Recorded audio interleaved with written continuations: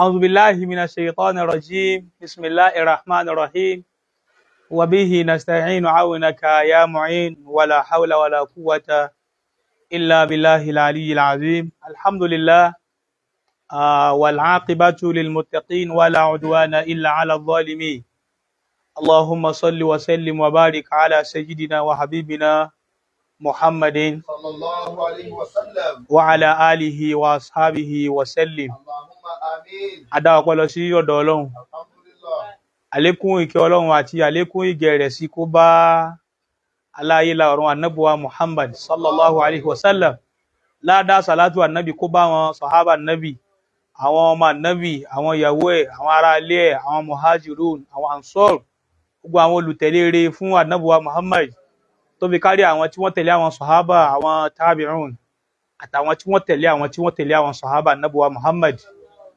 látẹ̀rí alfagba sheikh alimi radiyallahu ta'ala anhu ọlọ́run bá wa ṣàlékún yọ́nú rẹ̀ fún wọn sí alfawa àgbà onímọ̀ kárí ayé ni maulana alamatu sudani sheikh adam abdallah ilori babalágége tàná ọlọ́run bá wa ṣàlékún àforíjìn fún wọn sí ọlá nàbí lọ́dọ̀ ọlọ́run bàbá wa àgbà ní mọ́sìngbá bàbá wa lájẹ́ àgbà bàbá wa ní àgbàjì alfawa lókè àgòdì àfa àgbà lábìkan àfa àgbà ń dá sàláàtì àlùfáà wa àgbà láyé gbà mí tàná àtàwọn tàná àlùfáà àgbà ń sọ̀rọ̀ tí wọ́n jẹ́ olùjíṣẹ́ Ọlọ́run ní gbogbo ààyè àtàwọn tí wọ́n jọ wọ́n bẹ́ẹ̀ oníwàṣẹ àgbáyé àgbárígìdó ọmọ Ọlọ́run bá wa kẹ́ ẹnì kọ̀ọ̀kan wọn gbogbo àwọn tí wọ́n ṣẹ́kù láyé àwọn tá a kà kalẹ̀ yìí Ọlọ́run báyé wọn jẹ́ wọ́n dáyé wọn rú o ọlá ànábì lọ́dọ̀ Ọlọ́run látẹ̀rí àlùfáà àgbà lónìí tá a wà ń bẹ̀ yìí tí gbogbo tí ń jẹ́ ilẹ̀ Yorùbá generally Maulana Muhammad Habibullah Adam Abdallah Ilori babalágége tòní Ọlọ́run jẹ́ á rí wọn pẹ́ jẹ́mi ọlá àwọn ogun sí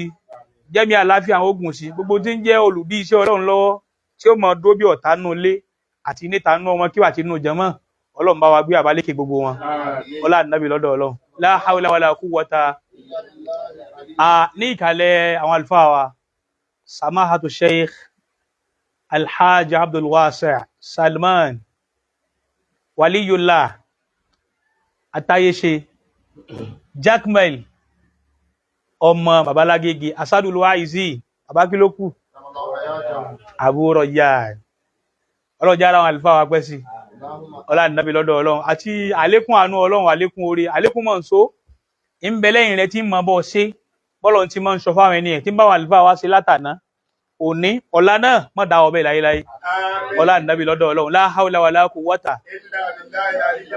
wọlá àwọn tí ń dùn mọ́ wọlá àwọn tí ó dùn mọ́ bá fóun dá lérí náà ti ṣàdúrà nù wọlá àwọn tí wọ́n ń tọrọ kẹfà nábì fún wọlá àwọn tí wọ́n ò tọrọ wọlá àwọn tí ń dùn mọ́ kódà tí wọ́n tó pọ̀ jà àwọn tí ó dùn mọ́ lọ àtàwọn tí ń dùn mọ́ àwa tí ń dùn mọ́ tó pọ̀ ni àtàwọn tí ó dùn mọ́ táwọn náà kéré mọ́ ti kéré mọ́ ni Ọlọ́run wọlá gbogbo wa lápapọ̀ Ọlọ́run jẹ́ mọ́ wa dáadáa sí ọlá nàbì lọ́dọ̀ Ọlọ́run gbogbo jàmáà lọ́kùnrin àti lóbìnrin akíra pé Ọlọ́run já máa bẹ nínú àlàáfíà àti orí Ọlọ́run sí bí Muhammadin wa ali hayakumullah afẹ́ gbọ́ wọn sálámà yìí sá ìtutù ojú àti ìfọ̀kànbalẹ̀ ní sálámà yìí máa ń jẹ́ fún gbogbo àwa tí à ń jẹ́ ọmọ kíwà àti gbogbo àwọn tí wọ́n bá ń wò yín pé Shehu Jackmel wíwò yín lásán gúnmù kan ni ìgbọ́rọ̀ yín lásán gúnmù kan lọ́tọ̀ kéèyàn máa wò yín pẹpẹ ọ̀rọ̀ kan ni kéèyàn máa wá gbọ́ ọ̀rọ̀ lẹ́nu yín àwọn àlàáfíà ọ̀rọ̀ tó gbádùn tó yanjú ní máa bòde ní ẹnu yín àwọn ọ̀rọ̀ tó wúwo tí máa fọ́ ọ̀tá lérí tọ́ta gbọ́n wọn pé kí ló dé tí ń bẹ nìyí sọ̀tá ọ̀rọ̀ yìí wúwo ọba ló mọ̀ ló fi kẹ́yìn ló fi pọ́n ilé má gbàbẹ́ lọ́wọ́ yín láyéláyé hayakumullah àfẹ́ gbọ́n sálámà lẹ́nu yín sá akramakumullah. Assalamu alaikum wa rahmatullahi wa barakatuh. Wa alaikumus salam wa rahmatullahi. A kí ìwọlé àwọn bàbá wa imam sheikh wa Abdul Hakim Mustapha bàbá wa àgbà iléwu bàbá ìmáàmù ni wọ́n ní state ní àyín àwọn náà tún ní ìmáàmù ní federal lọ́hùn Ọlọ́run jẹ́ mọ́ wa dáadáa sí ọlá ànábì lọ́dọ̀ Ọlọ́run àwọn bàbá tún lè yanjú àwọn owó December àwọn lè yanjú òun ló wà nù báàgì nì Ọlọ́run jẹ́ mọ́ wa dáadáa hayakumullah ibi tí a bá dìrásà dé lánàá dẹ̀ yanjú àwọn ètò tí ń bẹ ńlẹ̀ lọ fún wa lérí èṣù kékeré Ìbàdàn ìyàgbó kan ẹ̀tún wá fi táìtù mi kún lánàá láàmì sásà ní bẹ ńlẹ̀ tẹ́lẹ̀ ẹ̀tún wá fi táìtù mi kún ó wá go viral alábíà àṣàṣì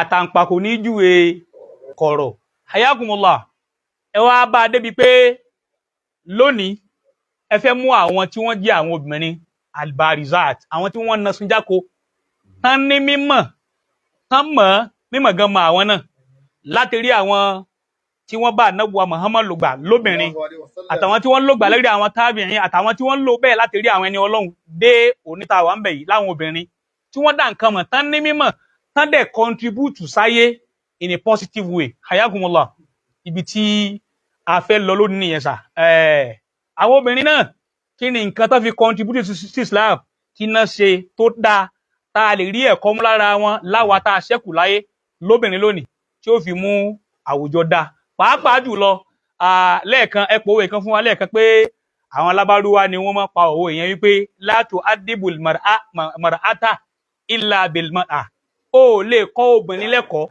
obìnrin wàá fi kọ́ obìnrin lẹ́kọ̀ọ́ mo wá gbọ́ yé mo yà sọ́nà tó pọ̀ tó bá níyàwó kan tí ń ṣe dáadáa tí ń ṣe ó wá kú àwọn ibìkan tó kù sí ó wá correct ẹ̀ kò tí ì gbọ́ fẹ́yàwó mi lè mọ̀ sí wá sí fún ó máa correct ẹ̀ fún láti mọ̀ pé àwọn ti pé méjì o àwọn jọ máa pín owó wọ́n jọ máa pín oorun sùn wọ́n jọ máa pín sí Ọlọ́run gẹ̀ẹ́sì ni o ti kọ́ lẹ́kọ̀ọ́ wáyé hayakumullah ibẹ̀ ni ẹgbẹ́ wa lọ lónìí àwọn obìnrin tí wọ́n na sí jákò tán ní mímọ̀ náà mọ̀ pé wọ́n ní àwọn wọ́n dẹ̀ contribute sí Islam saliuma Ànábì Muhammad in a positive way hayakumullah wa adamallahu dawlatakum. Àmín. Alhamdulillah. Àwọn èèyàn ọmọ tí ń jẹ́ bẹ̀ mọ́. Alhamdulillah. Alhamdulillahi rabbil alamin. Àkí gbogbo àwa jàmáà tí a ń wò wá Alhamdulillah. jákèjádò gbogbo ayé. Qasim. Ayakumullah. Àkí gbogbo wa pé a kú ìfẹ́ Baba Lágége. Ayakumullah. A kú ìfẹ́ ìpìlẹ̀. Mashallah. A kú ìfẹ́ tànà ti jẹ́ ta kú tòní náà. Alhamdulillah. Ọlọ́run nífẹ̀ẹ́ yín náà. Àmín. Ìran èèyàn méjì náà la máa kí. A kí àwa olólùfẹ́ ẹ̀yin olólùfẹ́ Baba Lágége a máa kí yín pé ẹ ṣeun ẹ kú bẹ́yìn náà ti fẹ́ kọ́lá yín orí. Jalla jalaluhu. Àwọn ẹlẹ́ẹ̀kejì a kí ẹ̀yin náà pé ẹ ṣeun ẹ kú òfò ọ̀la. Tí ó ṣe yín tọmọtọmọ. Ẹ kú òfò ọ̀la. La ilaha illallah. Ẹ kú òfò ọ̀la. Àwọn Yorùbá máa pòwe kan wọ́n ní ìkàn ọ̀dá màlúù dúró wọ́n lẹ́ran kó ń tijú Ọlọ́run ni. Ayakumullah. Ọ̀gbọ́ Akramukumullah. èyí tẹ́ ń ṣe wọn ò lè dá iṣẹ́ Ọlọ́run dúró lára Baba Lágége ẹ̀yin lẹ́ sọ́ọ̀tì lọ́la ẹ sọ́ọ̀tì ni 30 ọdún rèé ó lé tí Baba Lágége ti wà lérí àga bàbá wọn ẹ wá wo 30 ọdún wọn lógun tó ja ọmọ fún 20 ọdún tó ja fọ́gbọ̀n ọdún bí ó bá pọ̀ ọmọ yóò sìn lẹ́yìn ọmọ gbogbo àwọn ọba wá sìn lẹ́yìn ọmọ ọgbọ ogun fẹ́ dohun gbàgbé nù wọ́n bá ń wí pé wọ́n ń bú Baba Lágége wọ́n ń bú Baba Lágége ìwọ ní bàbá àṣàlẹ̀ bó ti jẹ́ bàbá àṣàlẹ̀ ń bẹ̀ náà bẹ́ẹ̀ lọ jẹ́ bàbá àṣàlẹ̀ nú eré ibú ọ̀la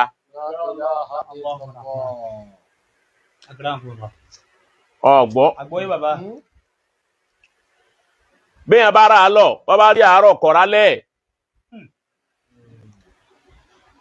múrítọ́ndà akọrin Adamallahu hayatahu. inú orin ẹ̀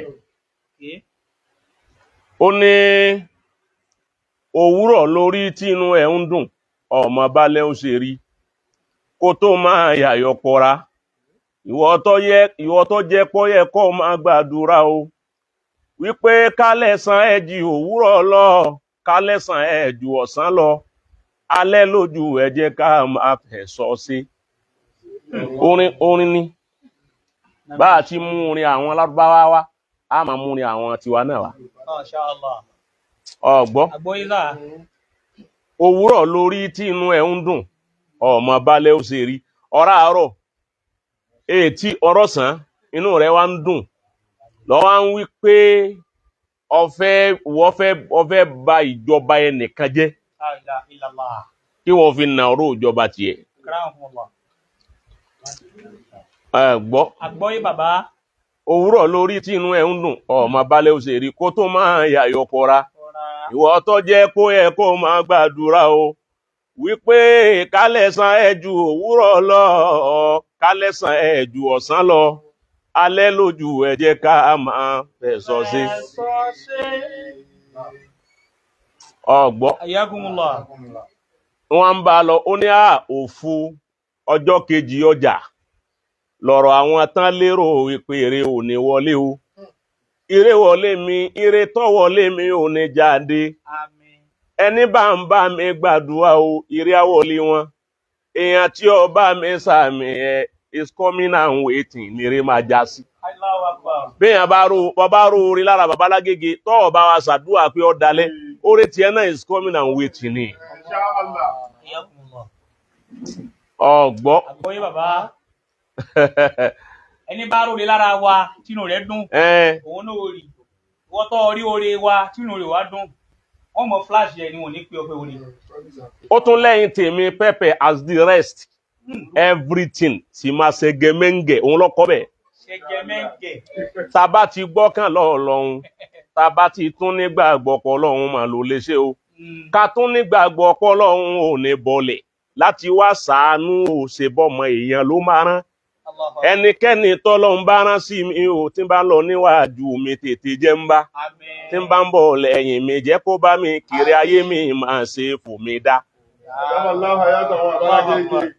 mo rí tọ́ndà lọ kọ ọlọ́run má fi nǹkan ó ti kọrin jìnnà láwọn orin tó mú làákà yìí wá bí n ti ń kọ́ yìí nísìn ẹni wọ́n bá ní làákà yìí wọ́n máa gbádùn bí n ti ń kọ́ pé ọ̀rọ̀ rí ọlọ́run èyí ṣàdédé wá ṣàánú yàn fún rẹ̀ yóò ràn yàn ni ẹni ọlọ́run bá wá rán fún olóore ìlú kan àbáláàánú ìlú kan àbógo ìlú kan tó rán sí wọn tí wọ́n fi ń ṣe fáàrí tí wọ́n fi ń mí àwọn kan sì dúró pé àwọn fẹ́ da ògo òníwó babalágége ni ìgbàlá tiwa.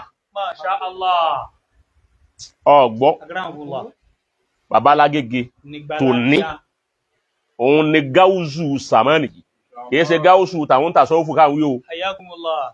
ó ti wá pé ó fi gáúsù kó kọ bàbá o ó ti wá gáúsù tá à ń gbọ́ àwọn akẹ́kọ̀ọ́ bàbá gáúsù òun bàbá ọ̀jẹ́ gáúsù tàṣọ́fù mọ̀tàṣọ́fù náà àmọ́ wọn ògbóyè ń bẹ̀ àmọ́ tí wọ́n ń pè ní gáúsù lẹ́ni tí èèyàn rí tọ́lọ́hún gbà yẹn là látàrẹ̀ living legend so káwọn kan wá dúró wípé ó ṣe rí bẹ́ẹ̀ àwọn fẹ́ bì wú ọgbọ́ Boyza. nítorí wá bí yẹn nínú kó tó wá já sí wípé ńgbà kó wá ṣe tí ò ṣe ìwọ obìnrin náà tún wá àwọn ọkùnrin ṣe wọn ò rí ṣe ìwọ obìnrin wá ẹ mọ̀ pé àìmọ̀ wọn ara nù Wallahi. ọlọ́mọsà jẹ́ àrí bàbá alágége pẹ́ Àmín. albarkola Muhammad Rasulullah Sallallahu alaihi wasallam. ní ẹnu jẹ́ ẹ̀ta lọ́kàn jáde ní ó ní ọba ní ilé kéwù kan ń bẹ tí ọkọ̀ síbi kìíní máa ń bá wù kìíní kan gbáwo fàṣíkínà ó sì wí lẹ́nu rẹ̀ wàlíkíní alkufuri litalimi alkufuri wal isyan ok kò ì síbi kan ilé kéwù kan tí tààlímù wà ń bí ó kọ rẹ̀ tó ju markas náà lọ litalimi al-arabi al-islami wọ́n wá litalimi al-kufuri wal isyan ok ẹni wọ́n wá wí bẹ́ẹ̀ ọmọ àdàbíyà ni Allahu Akbar. náà lẹ́ni ó sọ bẹ́ẹ̀ Ayakumullah. ok kí lórí lọ́bẹ̀ tẹ́ wà rú ọwọ́ tẹ́ ṣe a rí wípé mẹ́sìsì alábẹ́ àṣáṣí òun lọ́lọ́ gbéṣẹ́ fún òun pé ó rí pé àwọn akẹrin tí ń lálà sí òun ń gbà owó rẹ̀ bá wa gbé ojú wọn kú àtẹnu wọn kú lára àwọn wọ́n fi kinní kan disturb wọn Masha Allah. wọn ni wọ́n wà kọjú sí wọn ò ní kọjú sóhun mọ́ nígbà tí ipa tiẹ̀ ti pin Bẹ́ẹ̀. lòun náà bá bẹ́ jáde obìnrin rán ọkùnrin ń sẹ́ ayé yìí mà ti bàjẹ́ gan o obìnrin ó wá rán ọkùnrin ń sẹ́ pé kó lọ lè dìgbò lu markas ok òun náà sì bẹ̀rẹ̀ ẹsẹ̀ náà ìsìn bá hasa àṣìkáhà faqala lahu rasul naqatullahi fasukuyaha ok ńgbọ́ wá di wípé ó wá dìde rú ẹ̀ mo wá dúpẹ́ lọ́dọ̀ Ọlọ́run Alhamdulillah. kí la fi dúpẹ́ ni wípé ọ̀kan nínú ọmọ ìyá wa Ayakumullah. tó jẹ́ àdàbíyà Alfa Kamil Al-Adabi ó wá jáde Bẹ́ẹ̀ni.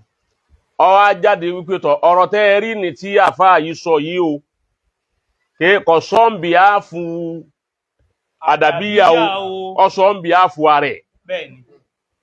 ó sombi afu bàbá rẹ̀ ó sombi afu ye àtàwọn family ẹ̀ Bẹ́ẹ̀ni. ko sombi afu àdàbíyà ńgbà tí wọ́n mọ̀ wípé ẹ̀wọ̀n kan tá ń pè ní insof nù ni al insof bó bá fẹ́ báyàn jà ó ti bá orí wípé alal haq iná ló wà fi halatil ghadabi warida bó bá yọ́nú sí yàn yọ́nú sí lérí òdodo bó bá fẹ́ yàn fẹ́ nítorí òdodo ni má fẹ́ yàn nítorí irọ́ bó bá sì báyàn jà bá jà nítorí òdodo má bá jà nítorí irọ́ bí ọmọ kan bá ti wá jáde tí ń jẹ́ àdàbíyà tó bá ti sọ̀rọ̀ sí markas àwọn markas yóò jáde àwọn náà fẹ́ sọ̀rọ̀ padà sí àdàbíyà bẹ́ẹ̀ ni kìí ṣe gbogbo ọmọ àdàbíyà tó bá jáde sọ̀rọ̀ sí markas ní àdàbíyà rán Ayakumullah. kìí ṣe wọn markas tó bá jáde sọ̀rọ̀ sádàbíyà ní markas rán wàlẹ́ alkuwa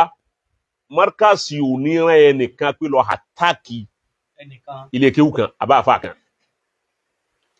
ọgbọ́ Agbọ́yísà.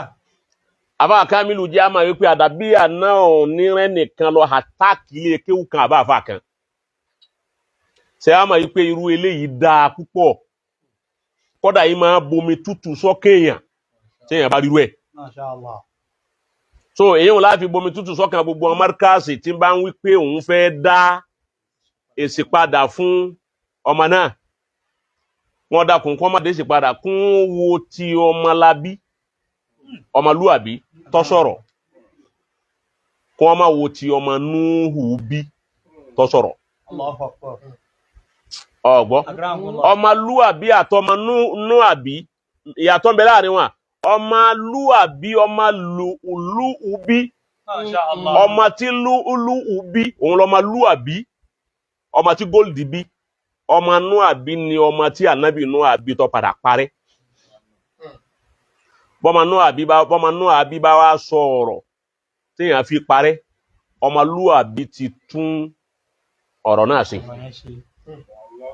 so èyí òun ni a sọ fún ọmọ márkàsì pé ẹ dákun ẹlẹ́ẹ̀kejì ọmọ márkàsì ká tó kìlọ̀ fún wa kí ọmọ márkàsì kan má dìde on behalf wípé òun nífẹ̀ẹ́ bàbá Lágége láti àtáàkì ilé kéwú kan ní first Má kọ́kọ́ máa bẹ̀rẹ̀ má lo sí first attack attack ilé kéwú kan. ilé kéwú kan ẹ rí i pé gbogbo ìjà tí mo jà láyé èsì ní gbogbo ẹ̀ kò séyìí tí mo dìídì dìde àtáàkì rí Bẹ́ẹ̀ni. èmi máa fèsì ni téèyàn bá wo tracy pé irú èyí tá à ń sọ lọ́wọ́ yìí náà nísìnyí tìyá yìí nísìnyí ńgbà bàbá Lágége ọ̀sẹ̀ bàbá Lágége òde tọ́ rẹ bàbá ń bá tiẹ̀ lọ ni kò sí ń tọ́ dà yí pọ̀ kò sí ẹ̀ ní bàbá Lágége òní nọ́mbà rẹ òní nọ́mbà wọn ẹ̀ yí pàdé Ó sì lè yàbá wọn. ó sì dídì lọ gbé mọ́tò rẹ ó sì bírèkì ó sì fẹ́ẹ̀lì bírèkì ara rẹ ó ti bá ọ wá lè yíwọ́ sí ọ̀nà express kí mọ́tò ọ lọ ọ wá lè yíwọ́ sí márkàsì kọ́ ọ̀fẹ́ kan yíwọ́ sí express kí mọ́tò ọ pa ọ gan-an ọ dáa ju bí o mérí léhùn lọ. Àwa àti ẹ̀ nǹkan kò sì pawápọ̀ kọ́ fi lè hun ẹ̀hún òbílẹ̀ fún ẹ̀hún rọlé wa lérí so irú ẹ̀ òun lélẹ́yìí kọ́lọ́n má jẹ́ kí márkàsì ó bàjẹ́ má jẹ́ àdàbíyà náà ó bàjẹ́ alibarikola anabi mahama kódà àtà àsùnmùra àwọn ọ̀nláwàní ọlọ́mọdé kódà agbárí gidoma àkọ́dà àwọn kéwulé ọlọ́mọdé kan ó bàjẹ́ inú kọ́ da làwọn náà ń bẹ àti inú kọ́ bàjẹ́ ọlọ́run níjẹ́ ó bàjẹ́ bí irú èyí wọn bá ń wá irú táfà Kamilu sí irú ẹ̀ bá ń wá bẹ́ẹ̀ ó ti bá wọn ọmọ dáa púpọ̀ o àmọ́ lálàáfíà o. alálàáfíà ọlọ́mọdé ó bàjẹ́ Àmín. ọlọ́dún kọ́ san àfáà náà lẹ́sàn-án rẹ̀ Àmín. ọlá àwọn ẹni ọlọ́run èyí ń dúró bá kan wà wọn. Naam. ẹlẹ́ẹ̀kejì Section number 2. ẹ̀jẹ̀ adáwáka Dàbẹ́. àlékún ìkẹ́ àti ìgẹ̀ fún bàbá wa àlékún ìgẹ̀ fún bàbá wa Fún bàbá wa. wọ́n ẹ̀sẹ̀ fẹ́ gbé wá náà ni Ayakumullah. àlékún ìgẹ̀ fún bàbá wa Fún bàbá wa. Àṣẹ́yìnkù Ádámà Akílápínà Abudillah. Àlékún ìṣọ́ tọ́pọ̀ fún bàbá wa. Habibu Ádámà Abudillah. Àlékún ìkẹ́ fún bàbá wa. Àlékún ìkẹ́ fún bàbá wa. Àṣẹ́yìnkù Ádámà Abudillah. Àlékún ìṣọ́ tó pọ̀ fún bàbá wa. Habibu Ádámà. Wọ́n sádàkẹ́. Ààbùn ọlẹ́bùn wákà.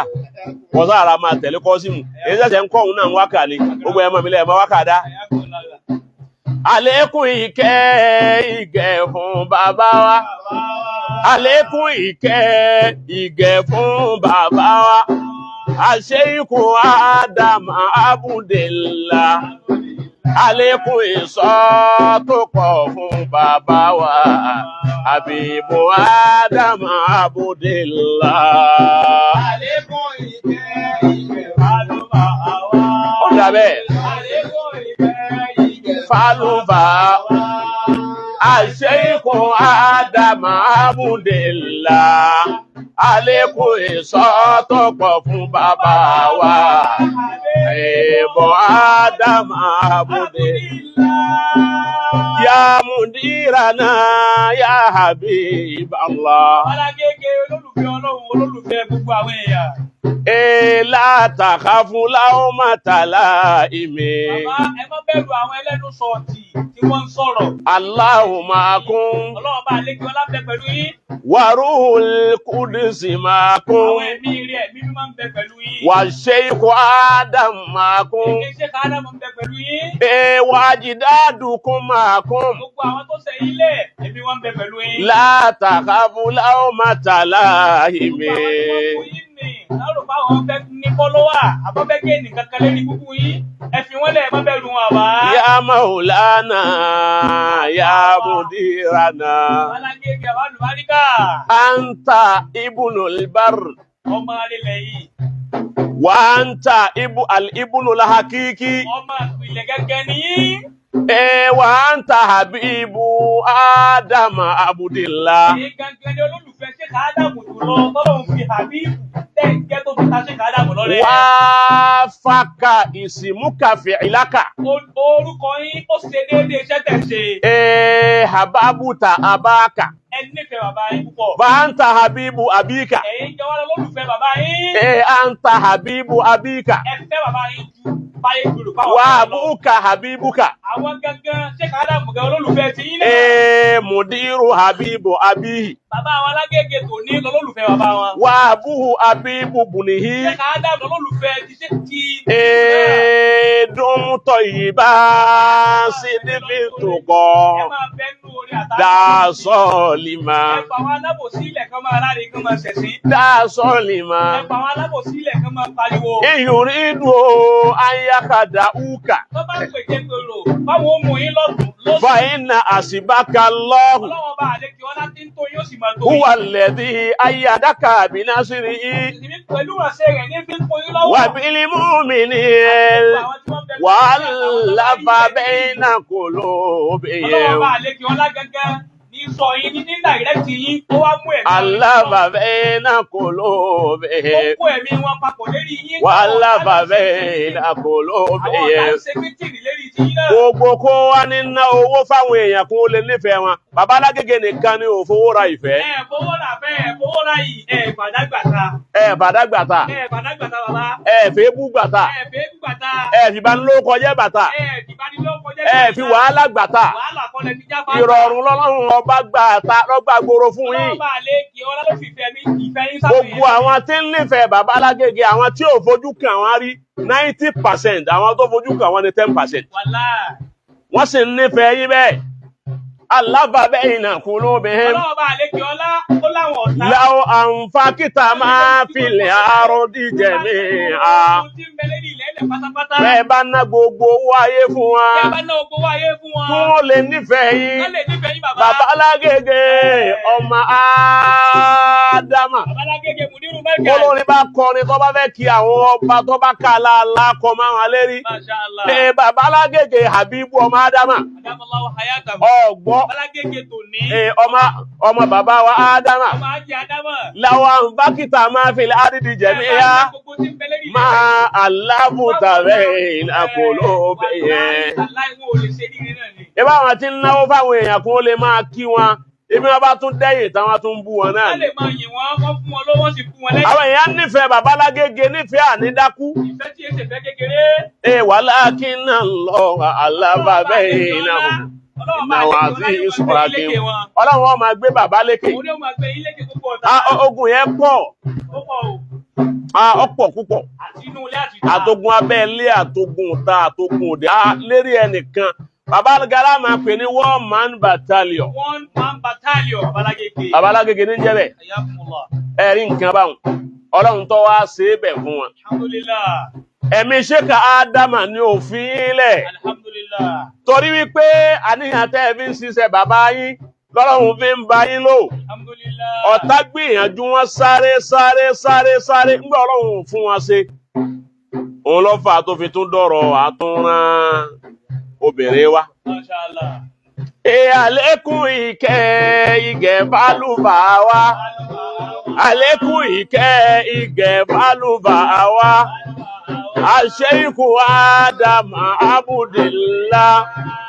Àlékún àánú tọ́pọ̀ fún bàbá wa. Habibu Ádámà Abudillah. Àlékún ìgẹ̀ Fún bàbá ìgẹ̀ bálùbà. Àṣẹ́yìnkù Ádámà Abudillah. Àlékún ìṣọ́ tó pọ̀ fún bàbá wa.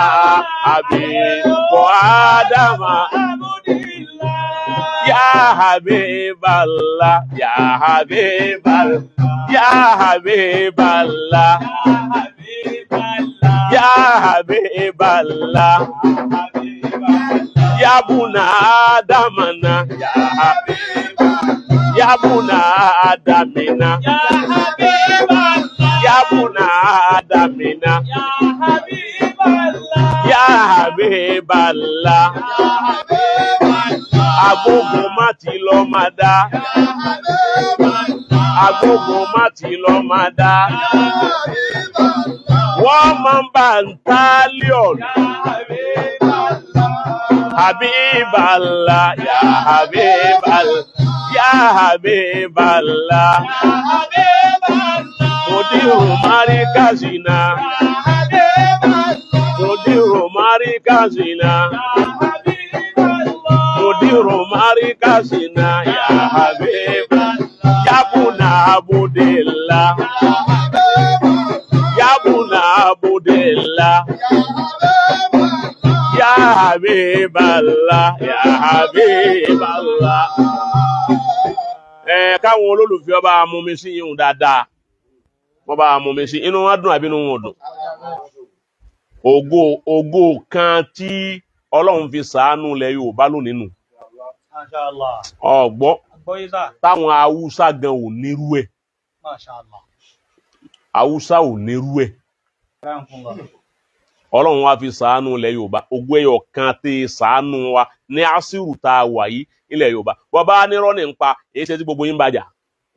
Ó ṣe jóun nìkan. Àlọ́ ó ṣe jóun nìkan. Bọ́bá ní àwọn jákùmá fẹ́ràn arọ́ ọwá ní Mùdírù nìkan lògo tí gbogbo ilẹ̀ Yorùbá tí wọ́n ní èyí ṣe tó yẹ kí òun nìkan ní gbogbo yín bàjá. Ẹ mà pé ògo náà láyé máa bàjá. Ọ̀gbọ́ ògo láyé máa ṣe kí ni? Ẹ máa bàjá. Máa bàjá. Ẹni tí ó bá jámọ́ nǹkan kan ayé ò ní bàjá. Ẹlòmíì ti sọ àwọn ọ̀rọ̀ àgbákò tó da ẹ̀sìn rú ẹnìkan ò sì yá sí. Mùdírù sì ń sọ yìí tí ó tún ẹ̀sìn sí wọ́n sì ń tú tiẹ̀ wọ́n ń tú tiẹ̀.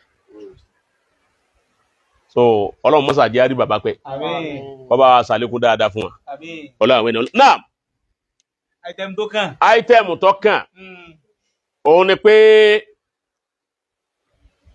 Kọ́sìm Naam. akànyàn díẹ̀ náà ni àníjọ́ pọ̀ púpọ̀ bíi ti tẹ́lẹ̀. Ó dà bẹ́ẹ̀. Ọ̀gbọ́ Ayakumullah. tọ́rọ́tọ̀ ní tí mo rò pa gbọ́ lónìí. Abẹ́ ẹ̀gbọ́. Ń tí ń gbọ́ ìbáwí. mo palẹ̀ mọ́ nǹkan mẹ́ta kan kalẹ̀ nǹkan mẹ́ta ọ̀hún tí mo palẹ̀ mọ́ fún alábẹ́ àṣásí Naam. Kọ́sìm Naam.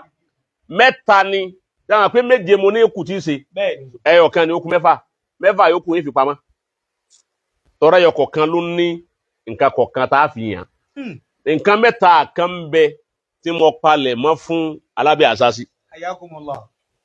nǹkan mẹ́tẹ̀ẹ̀ta àwọn báwọn fámìlì rẹ̀ bá gbọ́ ọgbọ́ Naam. kò sí ẹni tí ò ní sun ẹkún Subhanallah. bẹ́ẹ̀ àbá rẹ̀ bá lálìífà àwọn àlífà ń sun yálà ìyá àgbákú ẹkún àlífà ń sun kí sa ẹkún nǹkan mẹ́ta náà ni Ọlọ́run má jẹ́ sun yín débi tẹ́tì sọ. mẹ́tẹ̀ẹ̀ta sì ní àfà ẹyọ kan rẹ̀ Kùmbúlà ni. la ilaha illallah Muhammadu Rasulullah. katapila ni tí wú àti gé àtọ̀pẹ̀ ẹni bá mi kùkù tí ara ẹ̀ ló mi kọ̀dọ̀dọ̀ katapila katapila wàláhì yóò kù ti sàlẹ̀ irú àwọn òwe òun ni àníhùn kùkù tí ò ṣe é mi ẹni bá mi kùkù tí ara ẹ̀ ló mi má bá wọn dásà òun fún mi o wọ́n bá tiẹ̀ dásà òun kì í sọ̀rọ̀ èmi gbúdọ̀ sànábì lójókòó yìí Ayakumullah. Gbúdọ̀ sànẹ́bì. gbúdọ̀ sànábì ni ewu tegbòtegbò mọ̀sọ́ lánàá mo ní tí mo máa jẹ gan rè nítorí yẹ pé òun ganan fi ń jí mi láàárọ̀ tí n bá fẹ́ jí. Alẹ́ nìkan ní àbá yìí ó lẹ̀ lẹ́nu.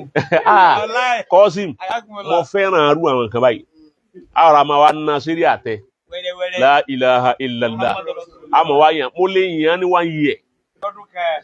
ó rí i pé súrátù Yusuf là ń tìrìtì bọ̀ jẹ́jẹ́ là ń bá nǹkan wa ń bọ̀ tá à ń ṣe dáwà táwọn èèyàn ń jàǹfààní tá à ń tìrìtì súrátù Yusuf ó sì dá wa lọ́nà bí tá à ń lọ. Ọlọ́run dọ̀ lọ́dọ̀ bọ̀ sí wa. àwa mo ní ẹja apá Yusuf tìǹà pẹ̀lú ògùn Ọlọ́run á bẹ̀rẹ̀ Yusuf padà níjọ́ Friday lọ́tùnla la padà sí súrátù Yusuf padà àmọ́ tó bá wá jáde lọ́la tó tún sọ rubbish ó ti bá a fi Yusuf lẹ̀ náà ọgbọ́ Àgbọ̀yé bàbá. àwa tírìtì sùlíà La ilaha illallah. ọgbọ́ Àgbọ̀yé náà. a fi Yusuf lẹ̀ àwa tírìtì sùlíà Ìyá. so òun ni ò ní jẹ́ kí n fa tò nílé púpọ̀ àmọ́ a kọ́ lẹ́kọ̀ọ́ Torí Torí- tí ń gbọ́ báyìí. a kọ́ lẹ́kọ̀ọ́ ẹ jẹ́ a tírèèni ẹ̀ díẹ̀ bọ́yọ̀lọ́ ní fi lára balẹ̀ gbogbo kàtàkàtà ara rẹ̀ ń àyè fara balẹ̀ ara rẹ̀ ní bọ́yọ̀lọ́ ní lè sànú ẹ̀ ó nídìí ẹni tí ó ràn lọ́wọ́ La ilaha illallah. àní tó ń fohùn ọmọ bú ẹni tó ń sọ̀rọ̀ bí ọmọ bú wá ó gbọ́ dáadáa ó tó ń sọ̀rọ̀ ọmọ bú mu ní eléyìí ọmọ tí ń ṣe a wá fún ní tírénì ẹ̀ Ok. a kọ́ lẹ́kọ̀ọ́ Ìdánilẹ́kọ̀ọ́. a ṣe ìdánilẹ́kọ̀ọ́ fún Lélẹ́yìí. iná lèyí tá a fẹ́ ṣe fún yìí. Dàbẹ̀ wúwọ́. Naam, àwọn obìnrin ń bẹ tá a fẹ́ fi ṣe wáàsí fún la tu'addibul mar'a illa bil mar'a. Òwe àwọn Lárúbáwá ni. Ayakumullah. Ó wá fẹ́ kọ́ obìnrin lẹ́kọ̀ọ́, obìnrin ẹgbẹ́ ẹ̀ náà ló gbé wá ní example fún láti narrate ẹ̀ fún wípé àwọn obìnrin ẹgbẹ́ rẹ̀ tí wọ́n lọ ayé ni tí wọ́n ò sí ayé lò. Èé ṣe bóun tiẹ̀ ṣe jẹ́ tó ń sí ayé lò. Èé ṣe tá a dá ọ lọ́lá tó ọmọ látà a dá ọ lò. Èsì tó jáde lára àwọn àfáà ọjáde ńléere ó sì bó kọlé yín jẹ Subhanallah. ọjáde lára àfáà rí ó sì bá bàbá tó bí ọ ó sì bá yé ẹ̀jẹ̀ ó jẹ́ bàbá orí bíi sùn lálùkì àmọ̀ dáadáa ẹwà tọdún tí bàbá ti kú tí wọ́n ń sùn ó sì lè jí wọn. Ọlẹ́ kó wọn jìyà. ọlá àwọn fámìlì rẹ̀ ó sì bó kọ fámìlì jẹ́ ọláwọn ẹ̀gbọ́n rẹ̀ àtàwọn àbúrò rẹ̀ oyin sọ wọ́n dẹ̀ ní àbùkù tó bá wá ń kọjá lọ wọ́n ní obìnrin ìjọ sí wọ́n ṣe bọ̀dá rẹ̀ nu ọgbọ́ torí wọ́n júwe wọ́n rò pé wọ́n nìkan lọ dáyé wá dáyé ni ọkọ̀ tó ń lò àtayé tó ń lò òun fámìlì rẹ̀ ló lo ọkọ̀ tó ń gbé kì í Fámìlì rẹ̀ jù ọ lọ. fámìlì rẹ̀ jù ọ lọ ẹbí rẹ̀ jù ọ lọ àmọ́ wọ́n ti rò pé ojú ẹbí rẹ̀ lọ ọwá ń lo oko ẹbí ń lòkulò ó ń sí oko ẹbí lò ó ń bo oko ẹbí jẹ́ ọgbọ́ Àgbọ̀yé náà. home knowledge òun ló dájú ẹ̀kọ́ lé bẹ́ẹ̀ bá nílẹ̀ education tó ní gbogbo ẹ̀ home knowledge is the best legacy Ayakumullah. Doctor. bẹ́ẹ̀ ni home knowledge Home knowledge. is the best legacy gbogbo ẹ̀kọ́ tí èèyàn bá kọ́ láyé wọ́n fi ní charity beginning at home Ṣé àwọn ìbòjọ́ òun ilé lèyàn ti kó tó ọba ti kẹ́kọ̀ọ́ lé bá ọmọ gbogbo òwe tó ní pálí dòkítọ́rà pòfẹ́sọ̀ lọ́wọ́ bí ọba sẹ́kọ̀ọ́ lé lára rẹ̀ pálí wọn ò wúlò fún ọ. kí ni ilé máa kọ́ ni lẹ́kọ̀ọ́ òun ni àwọn adabu al-muamala ọ̀dà kó náà ń pariwo muamala adabu al-muamala ẹ̀kọ́ bíyàn tí bá àwùjọ ṣe ẹni tí ò tó ọ bó lọ́ba ṣe ẹni ó ju ọ lọ bó lọ́ba ṣe àwọn àáfàá àtàn ju ọ lọ bó lọ́ba wọn ṣe àwọn tó jẹ́gbẹ́ rẹ bó lọ́ba wọn ṣe bó lọ́ba àwọn àáfàá àtàn jọkùnrin ṣe bó lọ́ba àwọn obìnrin ṣe. ọgbọ́ bọ́ dáwùjọ ọ̀tàǹbí wá sí náà ọ fẹ́ máa ṣe bí ìgbà tó já pé wà àtàwọn àáfàá tí wọ́n jọkùnrin tán bẹ́ ń kalẹ̀ bí ìgbà tó jù wọ́n lọ. àìfìyàwó àdáyà ṣe wáàsí fún ọ pé ìyá náà máa ṣe wáàsí pẹ̀lú ẹ̀kọ́ kọ́dà àwọn ọkùnrin máa ń jòkó ní àwọn máa ń pè wáàsí táwọn ọkùnrin wà mẹ́tọ́ pé òun ni ó ṣe wáàsí fún gbogbo ọkùnrin gbogbo ẹ̀ ló ti wà lórí Facebook táwọn èèyàn jù fún wa bóbìnrin kan bá lóun òwúlò òun sì wá obìnrin tó jù lọ jáde wá ọlọ́run fún ọlọ́pọ̀túnítì ni ebi Sàwòtí Arẹwà lọ́tàn ràwọ̀ rẹ Sàwòtí tó tàn ràwọ̀ rẹ ọmọ Markaz ni ara tí ò yí ọ̀nù ni Markaz tí wọ́n wá ń bú lónìí yìí tó ń dájú kọ tó ń bí Sàwòtí Arẹwà tó polówó wọ jáde ń bi késẹ́ẹ̀tì táyé fi mà pọ̀ ń jẹ́ bó o ti ń jẹun ọmọ Markaz ni ọgbọ́ àbí ọkàn jẹ́ ní mátà láì ni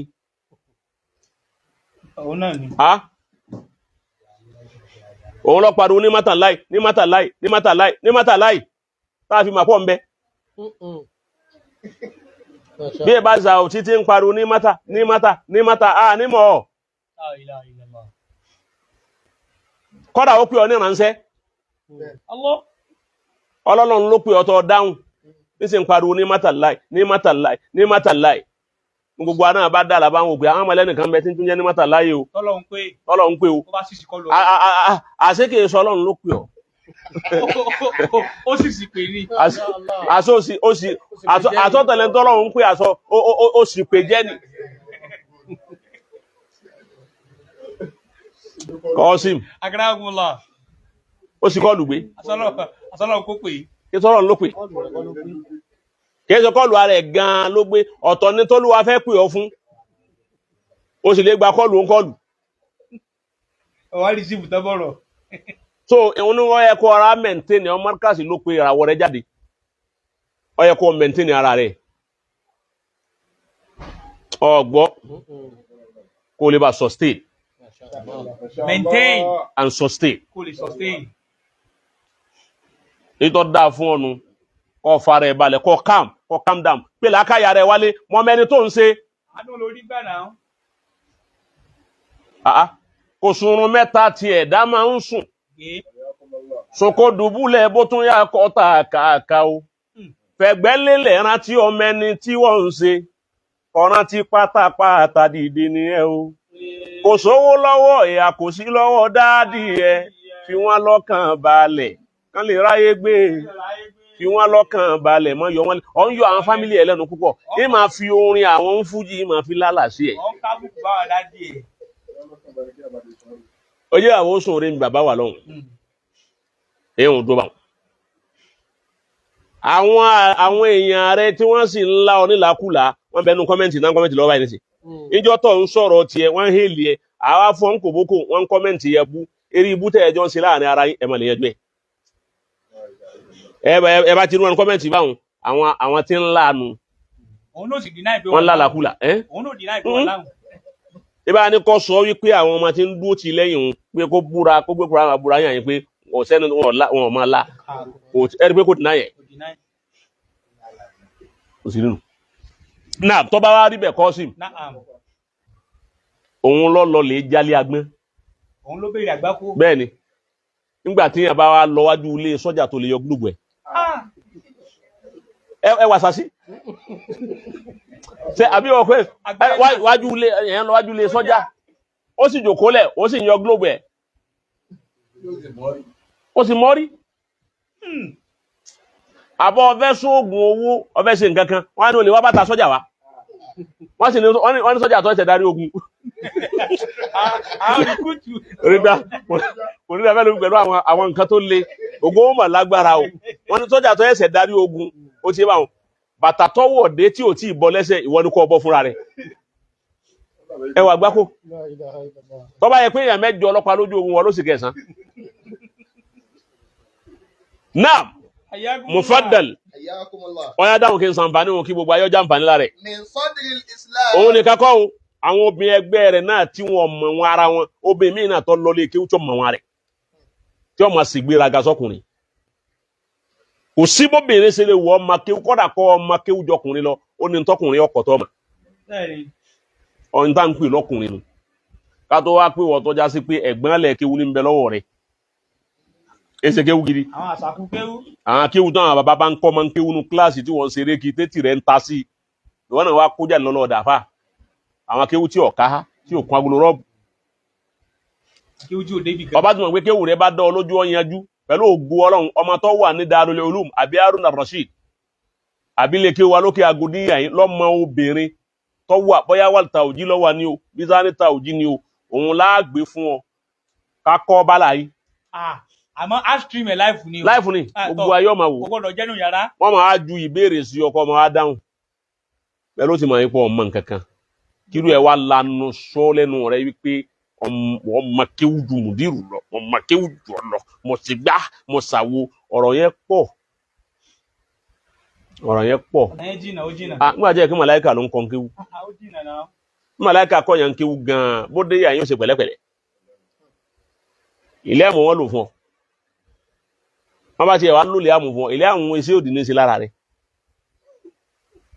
òdì iṣẹ́ náà ilé àmù ń ṣe lára rẹ̀ bó ṣe wáàsí ọ̀hún gan náà ọmọ ṣe wáàsí pẹ̀lú arrogant náà ni ìjọ kan ló ní ẹni tí ó bá níyàwó méjì àfilẹ́sẹ̀ wí ó sọ̀rọ̀ kan ìrántí ọ̀rọ̀ ọ̀hún mọ́ ẹni tí ó bá níyàwó bójì ìrántí bó ti sọ ọmọ àwọn tí gbogbo àwọn àfáà ti ń bẹ́ẹ̀ ṣe ha èwo tó lè yìí gbogbo àwọn ọ̀rọ̀ tí ó lé tó lè fi dìfẹ́ndì ẹ̀ orúkọ ara tiwa náà ti balẹ̀ àánú ò fẹ́ dà láàmúnú ara balẹ̀ náà min sọ́dúrì islam ní sọ́dúrì islam nígbà tí islam ń kọ́kọ́ dé àwọn tá a kọ́kọ́ rí lóbìnrin ó ti bá wọn ipa wọn àwọn obìnrin tí wọ́n jẹ́ sàábì ànábì tí wọ́n sì jẹ́ ummul mu'minin wal mu'minat láwọn sàábì àwọn sọ̀hábìyàt àwọn obìnrin tó jẹ́ sàábì tí wọ́n wá jẹ́ onímímọ̀ tí wọ́n kéwú lọ́dọ̀ ànábì. Khadijatu bintu Khuwailid. Nínú àwọn ọmọ kéwú ànábì àwọn obìnrin tí wọ́n kéwú lọ́dọ̀ ànábì. Nínú wọn ni Khadija. Khadijatu bintu Khuwailid. Khadija ìyàwó ànábì ìgbà tí bí sànábì dé làdíjà làkọ́kọ́ ẹni ó kọ́kọ́ bẹ̀rẹ̀ sí kéwú lọ́dọ̀ ànábì. Lóbìnrin tí wàá yí bá ti ń dé Àdíjà ni àkọ́kọ́ obìnrin tí kọ́kọ́ gbà. Awwalu man amana bin nabiyyi Muhammad. Òun la kọ́kọ́ ẹni ó gbà nábì gbọ́. Wa da'imatun asasiyyatun lid-da'wa. Pílà kan tó strong ni fún Islam. Wa sayyidatu a'malin najiha. Gbogbo àwọn ẹni ó bá lóhun ṣiṣẹ́ rí lóbìnrin láyé Àdíjà number 1 òun ló kọ́kọ́ ṣiṣẹ́ rí lọ́kọ́ ṣe iṣẹ́ tó òun ló ní result gidi. Lẹ́yìn ànábì. Aisha bintu Abi Bakr. Yálà wa Aisha. Zawjatu nabiyyi. Ìyàwó ànábì lòun náà. Alimatun faqiha. Alimatun faqiha ó ní mímọ̀ ó dẹ̀ gbọ́ sẹ̀rí àyè. Ahadu ahammi ruwatil hadith ash-sharif. Ọ̀kan nínú àwọn tí wọ́n gba àdíìsì lọ́dọ̀ ànábì dáadáa iná ni Aisha wà. Fatimatu Zahra. Ó kú Fatima ọmọ ànábì. Ramzun lil-'iffati wa sabr. Òun ni symbol kílẹ̀ máa ń pè Ramsu. Symbol. Òun ni symbol fún kíni. Lil-'iffati wa sabr. Lil-'iffa wa sabri. Bọ́ọ̀ bá tiẹ̀ ní àìfà àti sọ́bùrù. Àìfà kéyìn ó ní àmójúkúò. Kéyìn ó ní àmójúkúò fún yàn. Wa sabr. Ń bọ̀ àìfà kéyìn ó ní ọkàn tí mójúkúò ń bi gbogbo nǹkan ayé. Gbogbo ká mójúkúò ń bi nǹkan ayé. Àdá ayé. Bí à ń fi mọ́tò polówó, à ń gbé ilé, à ń ṣe gbogbo à ń kámẹ́rà ilé, à ń kámẹ́rà. Kí ni òun pọ̀ fún ọ̀pọ̀lọpọ̀ àwọn mùsùlùmí púpọ̀ kì í sábà ṣẹlẹ̀ lọ́dọ̀ kìrìsìtẹ́nì. Àwọn mùsùlùmí ọmọ ojú ọ̀rọ̀ lárí ni wá. Mùsùlùmí mi ó jáde kú ònú ilé. Àfáà ni ò kọ́dà ń bẹnu àfáà yóò jáde kú ònú ilé. Agbádá tí ó wà sọ tí ó wọ̀ gbé yóò àkóso ìdíkíní yóò kọ́kọ́ ṣe kámẹ́rà rẹ̀ ná TikTok. bí ṣe wá ń wọ̀ lọ́kọ̀ọ̀kan yóò ṣe pẹ̀fún yóò ṣe tó bá fẹ́ jáde yóò wá ní kún rìkọ́ọ̀dù ń jáde láti inú yàrá èyí wọn ò burúkọ fẹ́ jáde lẹ́nu géètì kún rìkọ́ọ̀dù rẹ̀ èyí wá ní tún yàrá rẹ̀ kó lè bá a rí bí yàrá rẹ̀ ti rí ó wá jáde nínú yàrá ó wá lo agbádá ó wá lo gbogbo ẹ̀ àyè bẹ́ẹ̀ kọ́ ẹlòmíì ó tún wá fẹ́ jẹun nínú ilé pẹ̀lú àwọn ìyàwó àtàwọn ọmọ rẹ̀ ó tún wá ṣe fídíò gbogbo àwọn kìrìsìtẹ́nì àwọn èèyàn sábà ṣe gbòòrò dáadáa wọn irú ẹ̀ ni Fatimatu Zahra. Fatima ní aifatu nafsi ó sì ní sùúrù púpọ̀ pẹ̀lú ọkọ rẹ̀ sùúrù ló jẹ́ kí Fatima àti Ali kí wọ́n bára wọn dìgbà tí wọ́n bára wọn dà kò ṣeéṣe pé ọmọ ànábì ni mí ọmọ á ṣe gàlégàlé lérí ọkọ rẹ̀ ọgbàfà fọkọ rẹ̀ ìjọ máa fà òun lọ́fà tí ọ̀pọ̀lọpọ̀ yẹn máa fà àtẹ̀yẹ fi pẹ́lí ọkọ. ó tọ́ ni bàbá. pé òun nìkan kọ́ ni nǹkan yẹn ṣe. òdodo ọ̀rọ̀. gbogbo ọ̀pọ̀lọpọ̀ yẹn máa fà tá àfà bí táwọn ẹni ńlá bí tí wọ́n jẹ́ àfà tẹ́ǹjọ́ máa pilẹ̀ ọmọ àpilẹ̀ ni mí authority ni mí authority náà ni òjò sílé ọkọ. wọ́n kọ́ bá gba wáàsí eléyìí ṣe ebú ṣe wáàsí fún ọ ni ọ̀rọ̀ tó ká ṣe wáàsí fún ọ nígbà táwọn tó bí ọ ṣe wáàsí tó gbọ́ wáàsí gbọ́ lẹ́nu tiwa kágbó kó fi ṣàǹfààní gbogbo omi tó bá ti lóhun ní authority ọmọ tán pè ní authority ni sultan obìnrin ò gbọ́dọ̀ ní sultan ọkùnrin ní so òun lọ́pọ̀lọpọ̀ àwọn ọmọ àfáà náà fi ń padà dá wọn padà wálé wọn àfáà lálálálá àwọn ọmọ àrọpọ̀ wọn nílé ọkọ gbé wọn wà dá wọn padà wálé wọn á gúnlẹ̀ síbẹ̀ torí wípé wọn ó ṣe fáàrí pé bàbá tèmi ná èèyàn ní ọkọ kan ò ní kọ̀ǹtúrò mi èyí sọ tó fẹ́ bàbá rẹ̀ kẹfẹ̀ kan kẹ bá súnà jẹ́ kẹ bá súnà jẹ́. وكانت سندا قويا لأبيها. Fatima jẹ́ sanadan kọ̀wíyàn ó jẹ́ ìfẹ̀yìntì níta àfẹ́ ìgbáralé fún Islam. لأبيها. fún bàbá rẹ̀ gan farabalẹ̀ sanadan li abiha ó protect bàbá rẹ̀ hayyan wa mayitan gbàtà anabi ń bẹ láyé anabi ń wo Fatima lẹ́yìn rẹ̀ ọkàn rẹ̀ ń balẹ̀ tá anabi sọ pé Fatima tún bid'atun minni anabi fa báyìí yá Fatima ọyà súnmọ́ mi yá anabi ó gbọ́n sábẹ́ jòkó anabi ní Fatima tún bid'atun minni ẹ̀yin sábẹ́ sẹ́gbọ́ Fatima yóò ara mi wọ́n ti yọ o party this the part of my body she's part of me. She's part of me.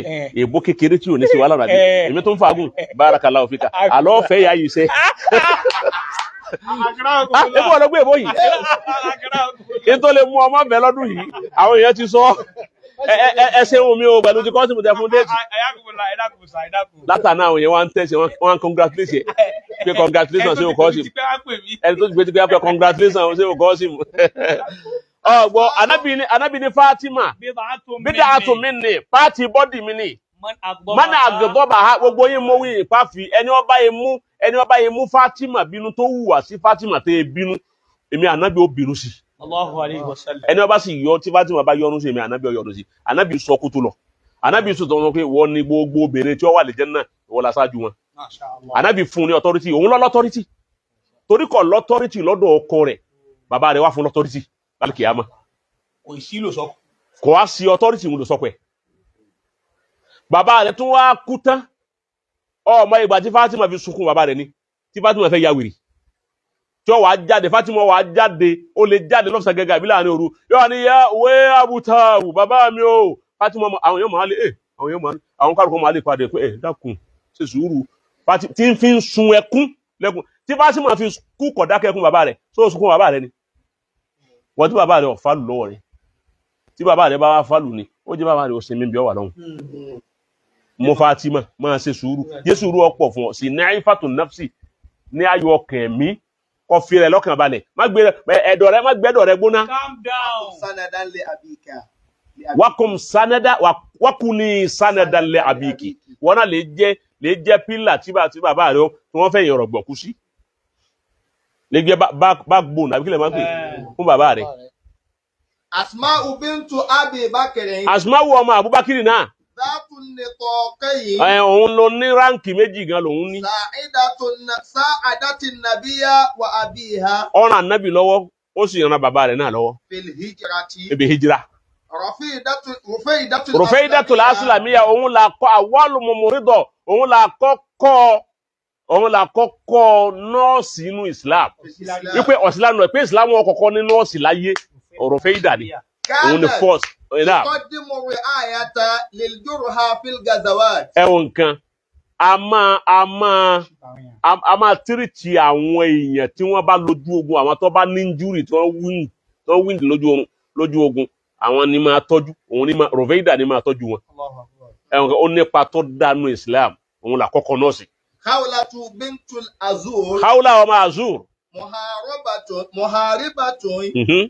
Suja'atun. Muhariba òun náà ń bá nàbí ìmátẹ́lá nàbí lógun.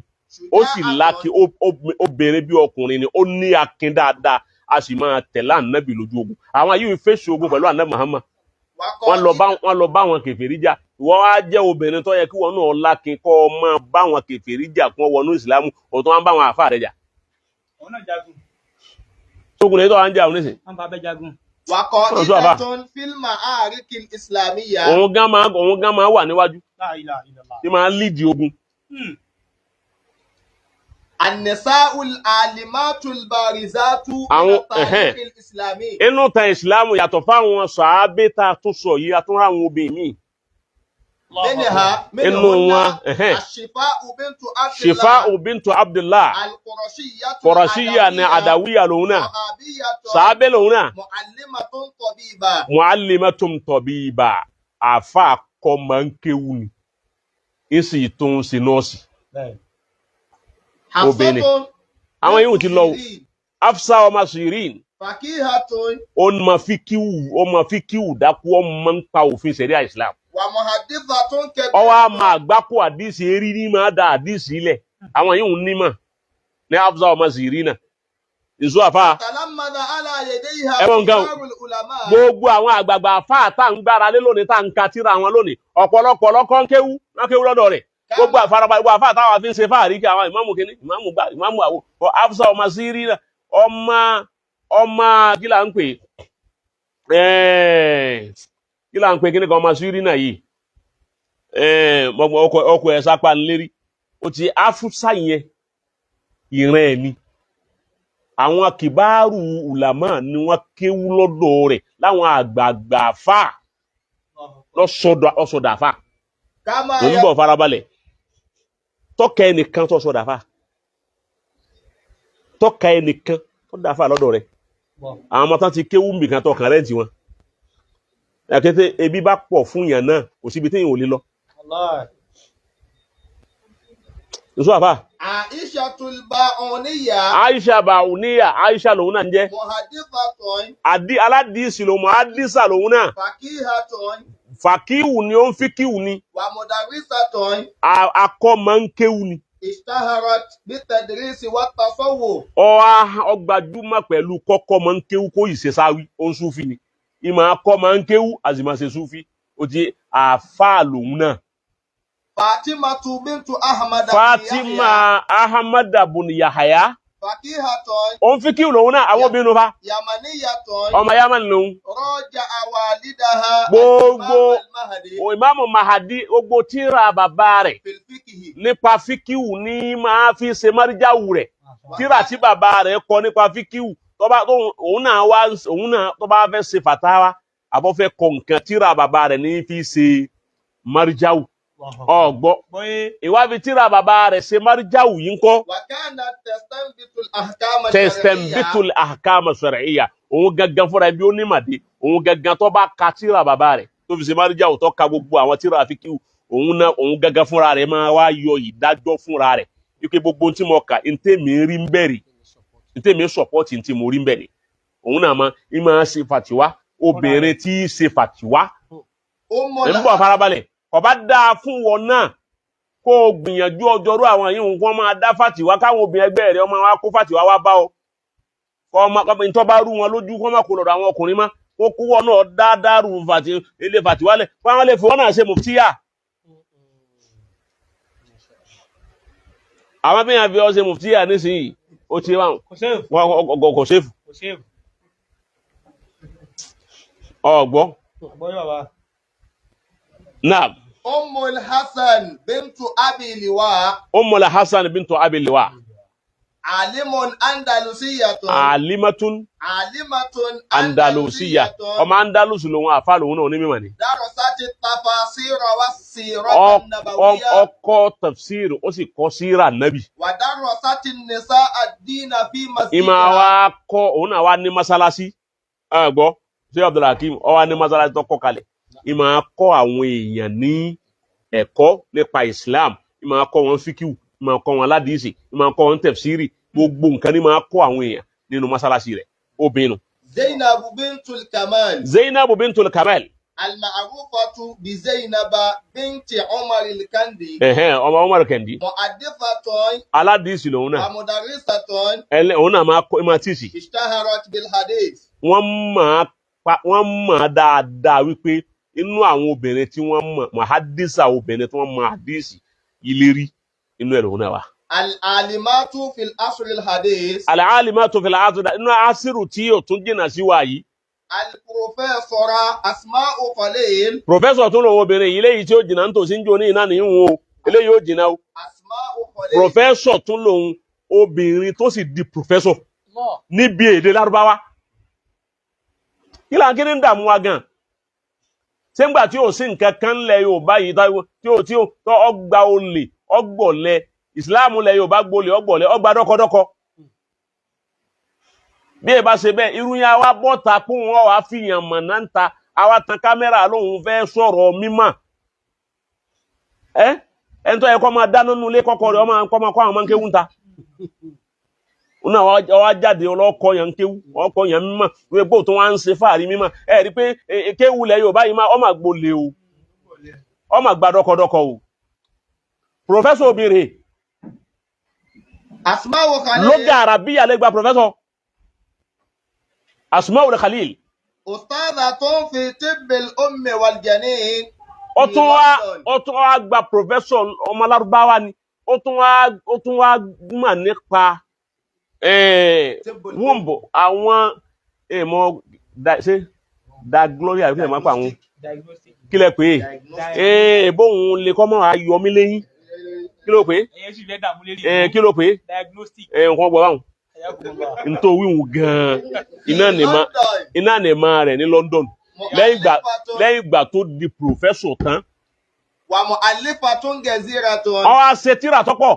ومبتكرة لتقنية مراقبة ضغط الدم للحوامل. Òun ni ẹni tó kọ́kọ́ mọ obìnrin nípa òun ló kọ́kọ́ mọ oògùn àbí ń tá a lè fi kojú kí ẹ̀jẹ̀ ọmọ ya lára obìnrin obìnrin obìnrin ta kẹ́jẹ̀ ọmọ ya lára rẹ̀ kẹ́jẹ̀ ọmọ dùn òun ló kọ́kọ́ òun ni Ọlọ́run kọ́kọ́ ṣe káṣífù ìtìṣáàfù ìmọ̀ rẹ̀ fún obìnrin Islam ni. Zainabul Ghazali mufakiratun islamiyatun ẹ̀rí nǹkan wọ́n bá pín yẹn ní mufakiratun islamiyya kẹ́ ń fídì wọn làwọn ṣe Ádámù wọ̀ inú ilé wọn làwọn ṣe Ádámù wọ̀ mufakiru islami ni wọ́n àwọn tí ọjà pé ìròrí òjé wọn sùn ìròrí òjé kún wọn sinmi lórí Islam wọ́n jí dùn mímọ̀ débi pé làákà yóò sẹ́tù àwọn nù. Wàdàíyàtún báriza. Da'iyatun bariza oníwàásí lòun náà tó sì hàn tó ní star. Láha dáwùrọ̀ fil arkatil islamiyyati fi Misr. Ní Masari ó ní dáwùrù ó ní aspect àbíkílẹ̀ máa pè ní ó ní ipa tó kó nínú Ìsìláàmù ní Masari wọn à lè gbàgbé ẹ̀.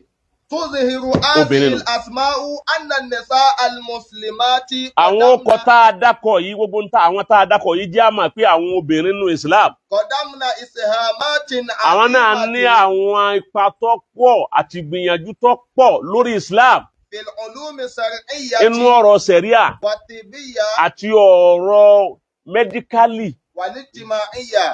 Àti society wọ́n ní tí wọ́n dá sí nínú ẹ̀ tí wọn ò lè gbàgbé wọn. Ragma anna tadwina tarihi. Bọ́wá ti ẹ̀já sí wípé tàríkù wọn kíkọ́ lé àwọn èèyàn. Kana ahyana mọ̀ọ́jázà ni wọn ò fi bẹ́ẹ̀ kọ ọ̀rọ̀ ń pa wọn púpọ̀ wọ́n kàn sọ àwọn ipa wọn nínú ìsìláàmù náà ni. bá dáa kí wo ń gbìyànjú kọ wà nú ọ̀kan nú àwọn eléyìí ó ti ẹ̀já kọ́kọ́ obìnrin tí ọkọ̀ gba professor nílùú wa yìí ìwọ̀n ọba sì wá dáa bó ní á ṣe gba professor mi èyí tó ń ṣe yìí nísìn dókítà nísìn wọ́n fi ọ̀nà rẹ ni ó gba dókítà ṣá ó ní honorary àbí kí lè máa pe dókítà àwọn dókítà kan tán máa fún yàn àti yàn ọkàn lọ́mọ olùdí tó ti kẹ́sì fún àfún láwọ́dù dókítà náà ni èsì pé dókítà náà pọ̀ kọ́ra àwọn ó sì fún sàtì àmọ́ mọ̀lúdì wọn ti fún ó tẹ̀wọ́ fún wọn.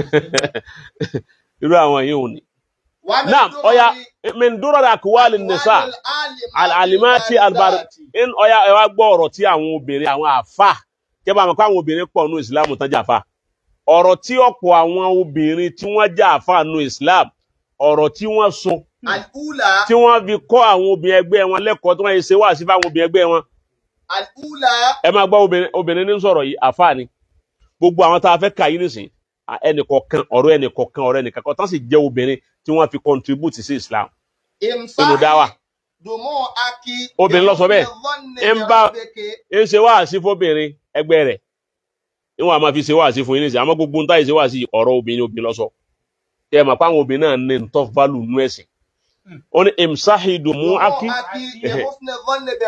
tó o bá fẹ́ pa omijé ojú rẹ omijé ìbànújẹ́ tí ń bá ọ tó o bá fẹ́ parẹ́ máa ro ntọ́ da sọ́lọ́hún rẹ̀ máa ro àbúrú sọ́lọ́hún.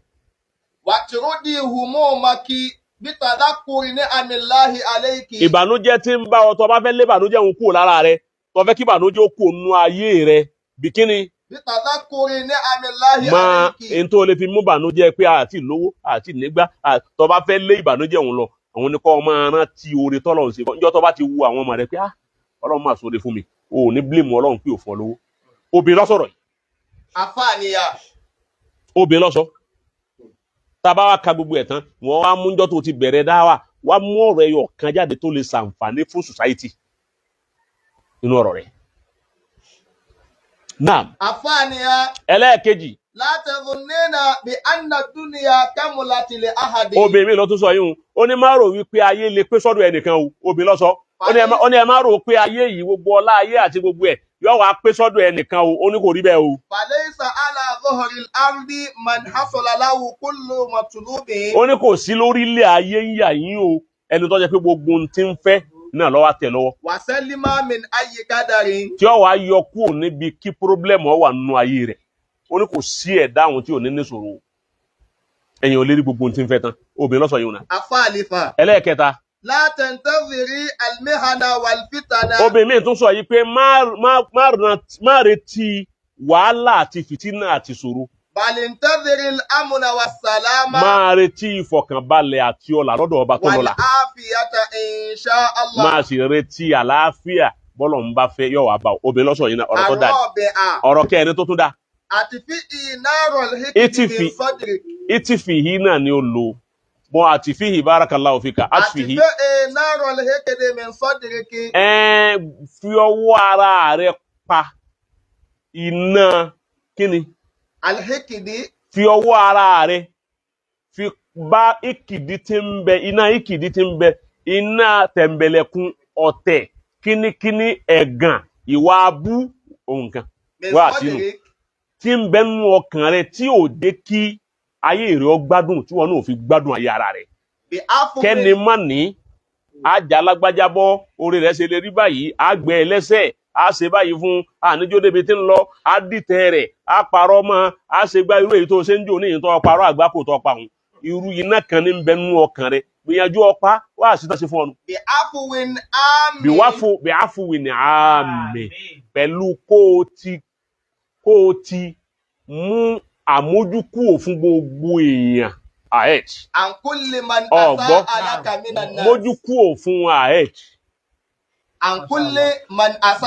gbogbo ẹni tí ó bá ṣaburú fún ọnú àwọn èèyàn kó tó di pọ́ ṣaburú òun ti mú kọ́kọ́ lọ lè fi àmójúkúò sínú ọkàn rẹ pé gbogbo ẹni ó bá ṣaburú fún mi èé mójúkúò fún irú ẹ̀ babalágége ní òun lọ́fà tó yẹ kí gbogbo ẹni tí ń ṣaburú fún babalágége gbogbo wọn bàbá mọ̀ o ayé bẹ́ẹ̀ kọ́ ni ẹ wá rí kí bàbá sọkún ó ṣépè lẹ́nìkan nu wọn rí láàfin láàjọ àbáwọn والخامسة èyí tó jẹ́ lẹ́ẹ̀karùn-ún ابني لك قصرا في wàlá الجنة. àfa obìnrin kan lọ́wọ́ ṣe wá sí yìí ẹ wà ní pé wá sí eléyìí pé sóbì ló ń ṣàdúrà ọ̀rọ̀ yìí báyìí obì lọ́sọ̀ o obì lọ́sọ̀ o ابني ń bọ̀ wá لك ìyàwó àdẹ́ra ọlọ́mọdé orí nira àbẹ́lẹ̀ òun fún káró ni ọ́ àbẹ́lẹ̀ òun fún káró ni ọ́ àmọ́ má fọwọ́ ara rẹ̀ fànira fáyé rẹ̀ torí bó o ti ń ṣe yìí ọkàn para rẹ̀ wọ́n para rẹ̀ bí wàhálà bá pọ̀ tó báyìí náà yẹn náà ò ní nísinmi ọkọ̀lé ńláńlá o láwọn mọ́tò tó dáa fífọkànbalẹ̀ lò ó. àwọn tó ń lá náà lára yín pẹ́. fífọkànbalẹ̀ lò ó sì jẹ́ ń tọ́ dáa kí wọn náà lè fíìlì ara rẹ̀ kó gbádùn ara rẹ̀ gbogbo orú ọkùnrin tó o bá pè wá pé ọ wọlé wá kó wọn kó lè bá nǹkan gidi lára rẹ̀.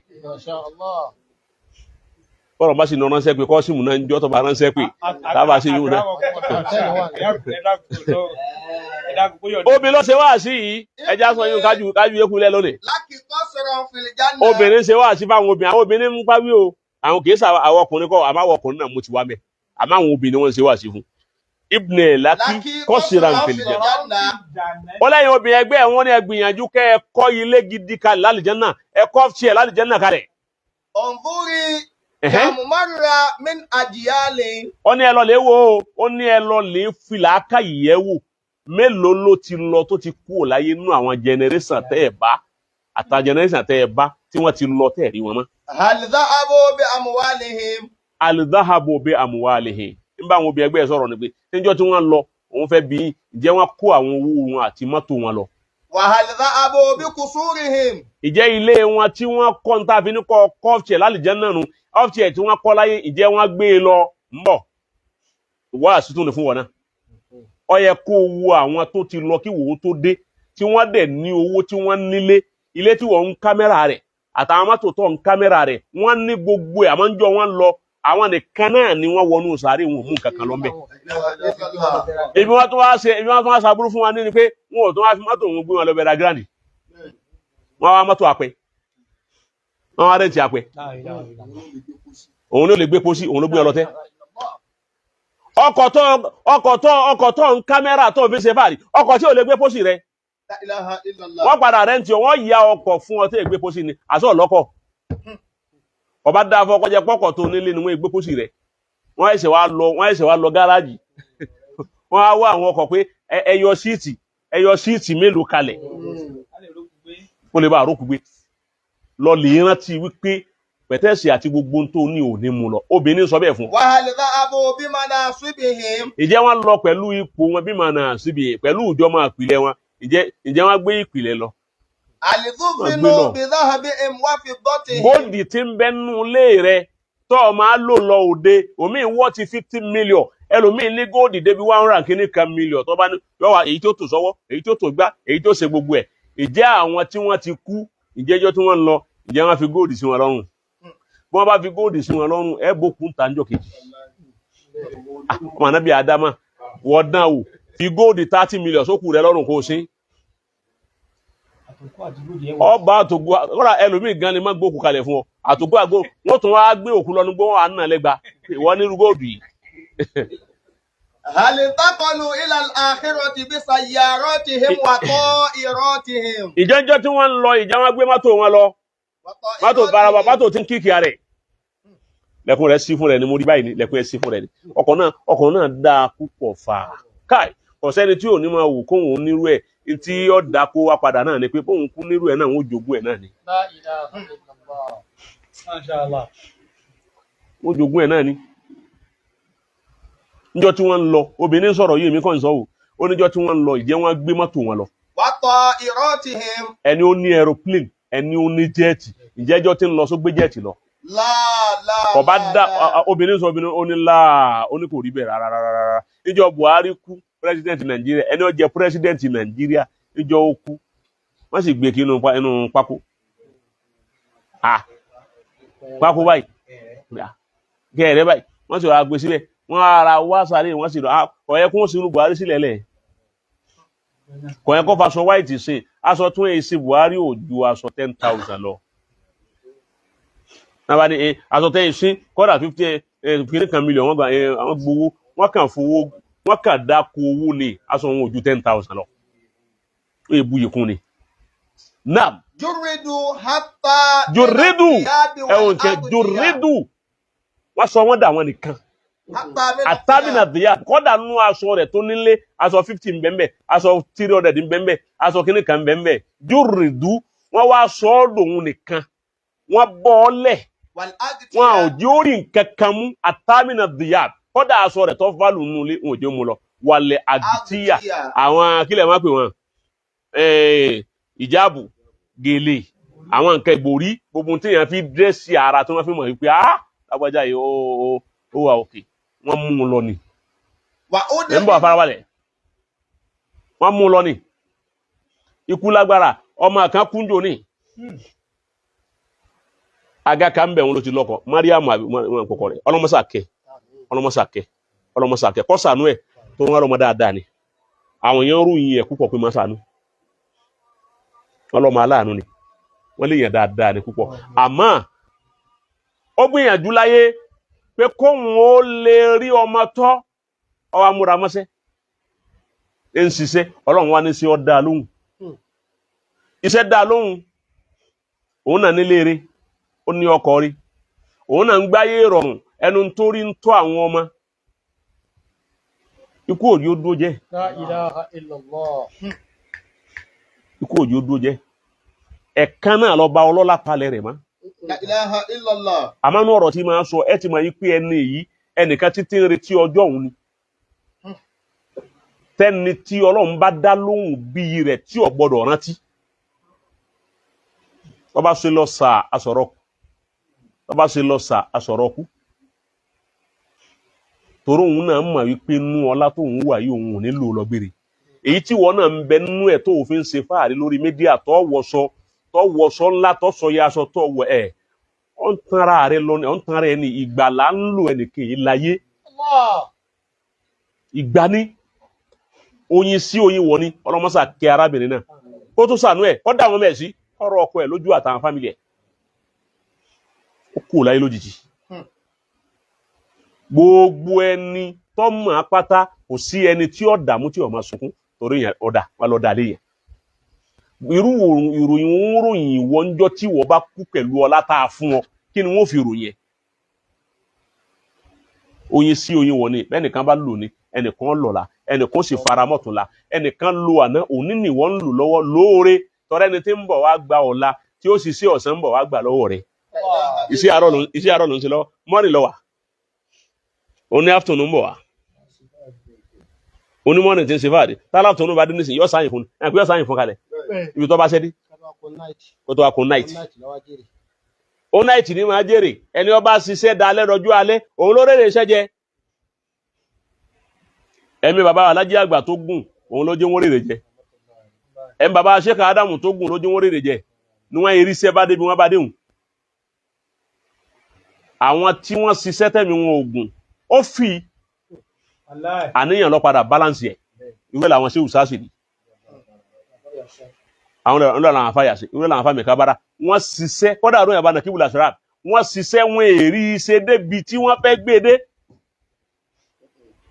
tí wọ́n fi dálẹ̀ ó fi àbáníyàn àwọn tí wọ́n ní àníyàn rẹ̀ àti àyè bàtẹ nìkan jẹ́ Ọlọ́run sì bá wọn ṣe báyìí ó sì balance báyìí padà òun ní gbogbo ẹ̀ fi balance tẹ̀ rí o mélòó ẹ̀ lọ́wọ́ balance bẹ́ẹ̀ omi ti lọ bẹ́ẹ̀ tí wọ́n ti gbàgbé ẹ̀pọ̀ wáyé rí èyí òun ni kọ́ lọ lè mójútó Wa udkhilu bi akfanihimul qabra. ìjẹ́ wọn ẹ̀wọ̀n kan nígbà wọn bọ́ sálì kìyàmá wọ́n kàn mú aṣọ wọn tí wọ́n fi sin wọn yíbò tí ó taṣọ tí wọ́n èsìn ọgbọ́ ó dò lè má ti bẹ̀rẹ̀ ṣẹ́ báyìí aṣọ ẹlòmí yíbò tí ó ta bóyá mẹ́ kánú lọ́wọ́ ń tajà lọ́wọ́ yóò wá kó nkánú yóò wá ní kánú ògbéhun yóò wá kó wá sí ìlú tí wọ́n wà kìí jẹ́ pé kánú ògbé Ọlọ́run ló ní tètè kó nkánú ẹni tó fẹ́ taṣọ tí wọ́n èsìn fún ọdún rẹ̀ kú ọdún kan o òun wà wá bẹ̀ ìlú yóò wá bẹ̀rẹ̀ ṣẹ́ yóò wá gba ṣọ́ọ̀bù yóò wá ṣọ́ọ̀bù àwọn yẹn máa nájà égólé àyíkínà máa nájà ọ̀dọ̀ àwọn yíbò égólé àsìkò tó wá dé tó bẹ̀rẹ̀ ọjà wọn lẹ́ni afẹ́ kí wọ́n lo aṣọ rẹ̀ fi sin wọ́n wá lọ wọ́n wá lè raṣọ lọ́dọ̀ rẹ̀ لا إله إلا الله. Ọlọ́run tí ń ṣètò ayé nù. ثم سئل الواحد منهم Wọ́n wá bí ẹnì kọ̀ọ̀kan nínú wọn tán bá dénú sàárè من ربك ta lọ́lọ́run rẹ̀ من نبيك ta lànábì rẹ̀ من دينك ẹ̀sìn wo ló ń sìn. فتهيئي لذلك اليوم. Obìnrin ní sọ̀rọ̀ wọ́n lẹ́yìn obìnrin ẹgbẹ́ mi fata ayyahi ẹ lọ pìpì ẹ̀ fún ọjọ́ yẹn ọjọ́ tẹ́ ẹ da ọ̀fṣì ẹ̀ lẹ̀ tẹ́ ẹ da mọ́tò lẹ̀ tẹ́ ẹ fi gbogbo aṣọ lẹ̀ júẹ́rìsì rẹ tí ó wà nulẹ̀ rẹ júẹ́rìsì rẹ tí ń bẹ nulẹ̀ rẹ ọ̀rẹ́ rẹ tó ma bi tó ń kó o sí tó múra lójú rẹ tó bá yẹ gbọ́ pé o kú yọ sáré wọlé wa ọ̀kan kan júẹ́rìsì rẹ kọ́ wọn lè wò tó bá lóun wọn bọ̀ ní kí ọ̀rẹ́ wú tí ń wọ̀ ńlẹ̀ lẹ̀ ó sì máa fojú júẹ́rìsì báyìí yọ àwa bí ó ṣe lé àwọn àbúrò ìjáwé ẹ lè ṣe kí ní báyìí wá ń wá ọgbọ́n tí ó fi kò àbúrò ẹlòmíì ló jí júẹ́rìsì ẹ̀ kú ẹ gbọ́ ọmọ ayé ẹlòmíì góòdì lọ́kọ́ lè kó torí kọ́mọ ìyá rẹ̀ kú in tó ń kójọ láyé tó fi ń ṣe wàhálà àwọn ìjọ tó bá kú òun lọ́nkálùkù ọ̀sàrí máa tọ́ka sí pé ń tẹ́mi fẹ́rẹ̀ ولا تحزني má bẹ̀rù má banújẹ́ o ولا تأسفي على شيء Má من sì- متاع الدنيا. má sì banújẹ́ lérí ìdẹ̀ra ayé kan tó ń wá tó ò tí ì rí ọlá tó ń wá tó ì rí owó tó ń wá tó ì rí èyí tí ìkọ́lé má dààmú ara rẹ̀ tàlẹ́ni tí ń bẹ tí ń sùn ta ibà ń tara wa jẹ là ń wí pé Ọlọ́run kọ́lé fún wa ìjọba Ọlọ́run wọ̀ kọ́lé fún ọ tẹ́lẹ̀ ilé tó rẹ́ǹtì Ọlọ́run lọ́kọ̀ fún ọ bọ́ba kú mẹ́ẹ̀ tó tún rẹ́ǹtì bòmí ilé rẹ̀ di méjì nù حياكم الله. ọ̀rẹ́ǹtì 3 bedroom flat ilé tó rẹ́ǹtì Ọlọ́run lọ́kọ́ lé fún ọ ìwọ lọ́kọ̀ fún ẹni ó ní ilé tí rẹ́ǹtì kàn bọ̀kọ ni tọba lọ́dún mẹ́ta mẹ́ tó kú mẹ́ẹ̀ lọ bòmí ilé rẹ̀ di méjì tọ́ máa ń pè ìjọ kọ́ láyé ilé méjì mọ́kọ́ láyé ọ̀kan nìkan àkọ́kọ́ ilé ìmìjọ òun sí kọ́kọ́ gbé ìjọ wa ti kú mẹ́ẹ̀ ọ̀tá padà nù bòmí tó tún kó lọ tó tún rẹ́ǹtì ìwọ lọ́kọ̀ ọgbọ́ gbogbo èèyàn kí ó fowó ara ẹ̀ kọ́lé ẹlòmíì wá dààmú ara ẹ̀ lérí kólé kọ́lé ọwọ́ á di ìdàkudà lérí á lòlòkulò á jẹjẹkújẹ á gbogbo ó ti bá kò tún wá rí i ṣe tẹ kú láyé ẹlòmíì wá lo nǹkan kan ibi ó jòkó sí Ọlọ́run sì gbòòrè wá bá Ọlọ́run tí ń ṣètò ayé nù ẹ má banújẹ́ pé ọfẹ́ nǹkan kan kò tẹ́ ọ lọ́wọ́. فإنه زائل báyìí náà رخيص. Hausa irú rọ̀ kí n sun tó ń torí ẹ̀ banújẹ́ wípé Ọlọ́run ò ṣe fún mi Ọlọ́run ṣe báyìí fún mi agídí kan tó ń ṣe wàhálà lórí ẹ̀ sá ìlú rọ̀ kí n sun sá ìlú tí ó padà bọ́ lọ́wọ́ rẹ̀ رخيص. tó simple. ولا يبقى شيء إلا العمل الصالح. obìnrin lọ sọ̀rọ̀ ó ní kò wá ní sí nǹkan kan tí ó ṣẹ́kù tá a bá kú tán illa al-amalu salih àfi sẹ́ẹ̀rì nìkan. قوله سبحانه وتعالى obìnrin wa fa àyà lé pé ẹ gbọ́n tọ́lọ̀ ń wí ni صالحا من ذكر ẹni ó bá ṣe أو dáadáa أنثى nú ọkùnrin àbóbe وهو مؤمن tó tún wá jẹ́ mùmìnì فلنحيينه حياة حياة طيبة. á ní ọgbà ayé tó dáa láyé àní hayatu tayyiba kí ni wọ́n ń pè bẹ́ẹ̀ ẹlòmíì ò rò pé bá kéèyàn olówó ni hayatun tayyiba kéèyàn ó lọ́lá òun kọ́ nǹkan pè ní hayatun tayyiba ìṣẹ̀mí téèyàn gbé tọ́já sí wípé ó jẹ́ gbì òun ní kú gbì òun ni hayatun tayyiba ìṣẹ̀mí kò jẹ́ gbì kò ní kú gbì tábàlẹ́ nìkan sógun owó ó yí lérí wọ́n pé gbogbo sógun owó ọkàn rẹ̀ ọ̀bàlẹ̀ mẹ́ ẹ̀mí rẹ̀ ọ̀bàlẹ̀ pé àwọn ò lè yí lérí ọgbọ́ tábàlẹ́ nìkan ó ra mọ́tò ńláńlá ó wá lè fi mọ́tò rẹ̀ lásídẹ́ǹtì ẹ̀mí rẹ̀ ọ̀bàlẹ̀ kúkú ní mọ́tò wọ́n bá kára pé lásídẹ́ǹtì bá wọkọ̀ o àmọ́ pé wàá jẹun yó wọ́n wá lè fi mọ́tò wọ́n wá lè fi lásídẹ́ǹtì ọmọ kan tó ń lè fi mọ́tò lásídẹ́ǹtì ń jó ní ìtọ́fẹ́ mi ń fẹ́ girlfriend lọ́wọ́ obìnrin wa lóhun ò ṣe mọ́ ó sì ra wọn 200 million ayé bẹ̀kọ́ ọ wá lè fi ọkọ̀ ní ásídẹ́ǹtì torí wípé obìnrin lóhun ọ̀fẹ́ mọ́ gbogbo mídíà kò sẹ́ni tó sọ̀pọ̀tì ẹ̀ oníkálukú ń bú ni èmi nìkan mo sọ fáwọn ọmọ wípé kí ló táwọn èèyàn ń bú tí wọn ò mú ẹ̀kọ́ lára rẹ̀ kí ló táwọn èèyàn ń bú pẹ́lá àbí kí lẹ́ ń pè ilé tó ń bú mùsùlùmí ni àbí ìbùlẹ̀tọ̀ èyí ṣe tẹ́ ń bú ọmọ àwọn èjì rẹ̀ gbọ́dọ̀ jogún ọdún lọ àbí bẹ́ẹ̀ kọ́ almost 20 ìyàwó náà gbọ́dọ̀ jù báwọn náà lọ ọwá ní ọlá ní dèdè irú èjì Ọlọ́run dá lóhùn ọ̀sánú ẹ̀ dèdè èjì yẹn bó ṣe wá kéré mọ tó sì ní owó tóní kí irú obìnrin ọwá lóhùn ọ̀fẹ́ yìí ń mọ́ kó sì tó ronú lè fi mọ́tò lásídẹ́ǹtì ó yẹ kẹ́ mú wá sí mẹ́ ó kéré lọ́jọ́ erí débi tó lè lálàsí obìnrin débi tó wù ó ní owó débi tó lè fowó jayé débi tó wù ó wá wo kókó mọ́bìnrin ẹyọ kan obìnrin wa lóhun ọ̀fẹ́ mọ́ ó wá lè mọ́tò lásìdẹ́ǹtì ṣe àmọ́ kó lówó rẹ̀ kìí ṣe torí owó ní fífi ọmọ àyíbẹ̀kọ́ ọjọ́ eré ẹ̀ kéré kìí ṣe wípé bóyá àbí òun dàgbà jọmọ yẹn lọ wọn àwọn ọmọ èké ní ń wá àyíbẹ̀kọ́ ẹ wá ìfẹ́ òríjínà sọ́dọ̀ rẹ̀ èyí ṣe tọ́já sí pé obìnrin nìkan ni ó máa kú níjọ́ tọkùnrin bá lóhun ò ṣe mọ́ èyí ṣe tọkùnrin ò lè kú níjọ́ tó bá lóhun ò ṣe mọ́ ọgbọ́ obìnrin mìíràn tó wá jáde wípé ó ń ṣera rẹ torí obìnrin ló fẹ́ kú ebi torí irú yín náà ni ọgbọ́ bá dáa kínú tí yín náà ó dùn pé àti ẹ̀dúpẹ́ fọkùnrin kan tiẹ̀ lóhun ó kú nítorí tiwa náà kó lè mọ̀ pé obìnrin náà válù láyé nù obìnrin nìkan ní máa kú nítorí ọkùnrin fọkùnrin bá lóhun ò ṣe mọ́ obìnrin lè gbé nǹkan jẹ àmọ́ arọ́kùnrin odidi kan tóbi wá lóhun ò ṣe mọ́ tóhun náà pé òun ó para òun torí ẹ̀ ọlọ́run yẹn parú èèyàn bẹ́ẹ̀ kò ní pa ó fi kọ́ ẹ̀yin lẹ́kọ̀ọ́ ni gbogbo ẹni ó wá jáde tí ń blame ọmọ òun ó jí òun yé kó wá wípé àsáwọ̀ ọkùnrin àyè nífẹ̀ẹ́ obìnrin èyí ṣe tó ń kásẹ̀ sí kí ní wà báyìí àsáwọ̀ ọkùnrin àyè nífẹ̀ẹ́ obìnrin nìkan ní máa nífẹ̀ẹ́ tó kí ni mo wá fẹ́ lò ń bẹ̀ ọ̀rọ̀ tí eléyìí òun nù ni. wala najziyannahum ajrahum bi ahsani ma kanu ya'malun. a san wọ́n lẹ́san tó ju tí wọ́n ṣe lọ ó tó bá wọn náà fa ibi tá a rí ọfẹ́ sọ̀rọ̀ ni bàbá wọn lè márùn fẹ́ dá sí ọyá bá ń pè wọ́n ọlọ́run kọ́ mọ́sà wọlá nàbì Muhammad ọ ṣàánú gbogbo wa salamu alaikum. wa alaikum salam wa rahmatullahi wa barakatuh. bàbá wa àgbọn lè márùn ẹ kú gbogbo ògbà ètò nù bàbá. à ń gbádùn ẹ púpọ̀ ọlọ́run ní bàmà náà jẹ́. àmín. tó bá ẹ náà bá ń sọ̀rọ̀ báyìí èyí ò rí tiẹ̀ mú mẹ́. Allah. èyí kò gbọdọ̀ rí mùdákàlà tó fẹ́ ṣe. bẹ́ẹ̀ ni. mùdákàlà tí mo fẹ́ ṣe mẹ́rin ní ọ̀rọ̀ náà.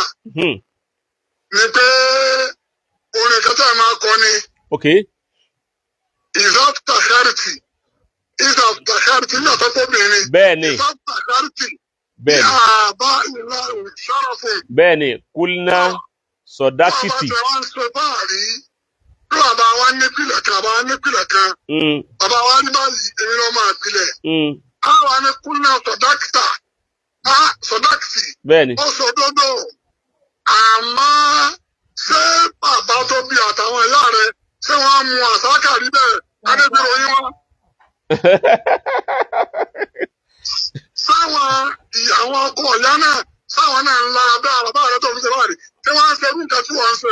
Allah. bàbá tí wọ́n jẹ́ pé àwọn bàbá rẹ ò lè fi yẹn ṣe báàrí àṣẹ bí sàmà wàládù. bí sàmà wàládù. ẹni wọ́n ti bí kalẹ̀ yìí. Allahu akbar. ìkẹ́kì nǹkan ni wọ́n ti bí kalẹ̀ yìí. Allah. wọ́n sì nínú tí màá jogun kí màá máa sá lọ. bẹ́ẹ̀ni bẹ́ẹ̀ni. ẹsẹ̀ nígbà tí yẹn ń pẹ́ àlàkùlà tó jẹ́ ọmọ tọ́sẹ̀ bẹ̀rẹ̀ kí wọ́n mọ̀ pé àlá tó bá wọlé tọ ìsìnkú tí ó fún náà ní jẹ́rì. bẹ́ẹ̀ni. aláàbẹ̀bì ẹ̀sẹ̀ ní yóò jọrọ. Allah. èyí ká yà kúránìtì ọ̀rọ̀ lárúbáwá tí a wọ fún orí kà ẹ̀sẹ̀ nu. Allah. ṣàkáwùtù ìlà wàkí ìṣúwà ifsi fáàrù sádání ìlà tẹ́rkìl ẹnìkọ́tajẹ́lì yẹn. tọ́ olúwa má padà lẹ́yìn yìí o. àmín. àmọ́ táwọn blọ́gà wọn lè máa múra kalẹ̀ tí wọ́n wá gbé rí yín síbi kan tí wọ́n wá lélẹ̀ yìí òun irọ́ lélẹ̀ yìí òun. bẹ́ẹ̀ni. torí ẹ̀ ń lo Android phone ẹ̀ ń lò tí wọ́n fi wá ṣerú ẹ̀ fún yín. bẹ́ẹ̀ni. àmọ́ ẹyọ kẹsẹ̀ ni ó fi parí ẹ̀ bẹ́yìn ló kúrọ́ báwa ló kúrọ́ ní gbogbo tẹ̀sán. bẹ́ẹ̀ni kọ́lá àná olókùrọ̀ wàlà anatullahi alal kasibin. bẹ́yìn ló kúrọ́ báwa ló kúrọ́ kọ́lá àná olókùrọ̀. bẹ́ẹ̀ni. àwọn bàbá yín tí a bá rí Sheikh Adamu sàdánkátà ni wọn ò tó gbé náà wojú ẹkùn. Allah.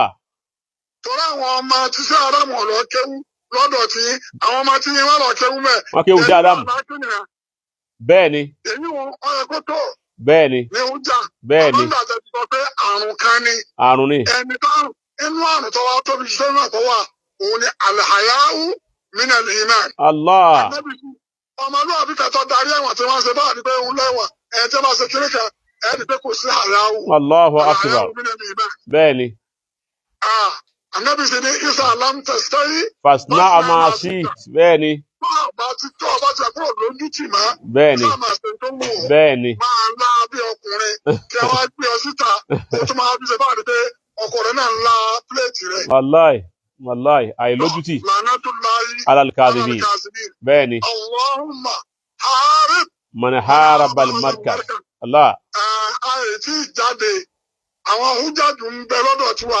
Allah Hujja tó ń dá mi jà. Allah Wallahi al-azim. Allah Hujja tó ń dá mi jà. Allah Ń bẹ lọ́dọ̀ wa. Allah Ta ní lódodo.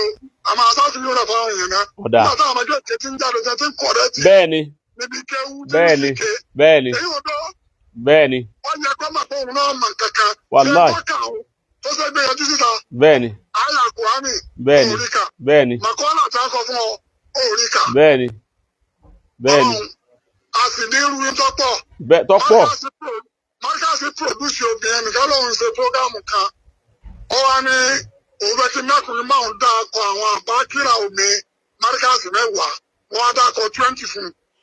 Allah Tọ́ àbá àtàyè ṣe naam gbogbo ẹ̀ tó bá gbógun ti Ọlọ́run bá gbógun ti. àmín àmín àmín àmín alal kadhibin àmín àmín àmín Àmín. Tí orí ìtẹ̀ká ń parí tí wọ́n fi ń sọ báyé. wàláì Ẹ̀sán tó náà máa dá fún gbogbo òkúrọ́. Àmín. Ọlọ́run máa dá fún. àmín Àwọn àmín ọjọ́ náà jẹ́rẹ́ sí àwọn oúnjẹ tuntun àwọn mọ̀dé. ọ̀dà ọlọ́run jàre yín pé ọlọ́run ní fi nǹkan kan sí yín ọlá nàbí Muhammad akramakumullah tọ́ bí ó ti rí nu ibi tá a rí bá dénú pẹ̀lú ògùn ọlọ́run á padà síbi suratu Yusuf wa ibi tá a bá a dé lọ́jọ́ Friday a hò dì láyìí ná àmọ́ ń gbọ́ ọba yàtọ̀ àbá tún rí ipò tún jáde pé n tó tún sọ yìí ó fẹ́ kọ́ntínú rẹ̀ a jẹ́ pé oògùn tá à ń fún un ètí ìṣiṣẹ́ nù a tún wo oògùn mẹ́wàá bó ti rí nù ọlọ́run wọn nítorí kíní kan ta làá fi ní tilé Àwọn èèyàn bèèrè Àjànàṣàgbà AFCOS 2025. ṣé kọ́ sí màbí tọ́ AFCOS ok 25. ok 25. ok 26. 2026 Okay, ṣé ájì mọ̀lúdì rẹ nù Mọ̀lúdì next year. mọ̀lúdì rẹ nù ni Allahu Akbar. ọlọ́run ó pẹ̀lú wa Àmín. ọlọ́run ò ní fi yín lẹ̀ yóò gbàdúrà gbogbo àwa jàmáà lápapọ̀ alibarikola àwọn ènìyàn ọlọ́run subhana rabbika rabbil izzati amma yasifun wa salamu ala al mursalin walhamdulillahi rabbil alamin sallu ala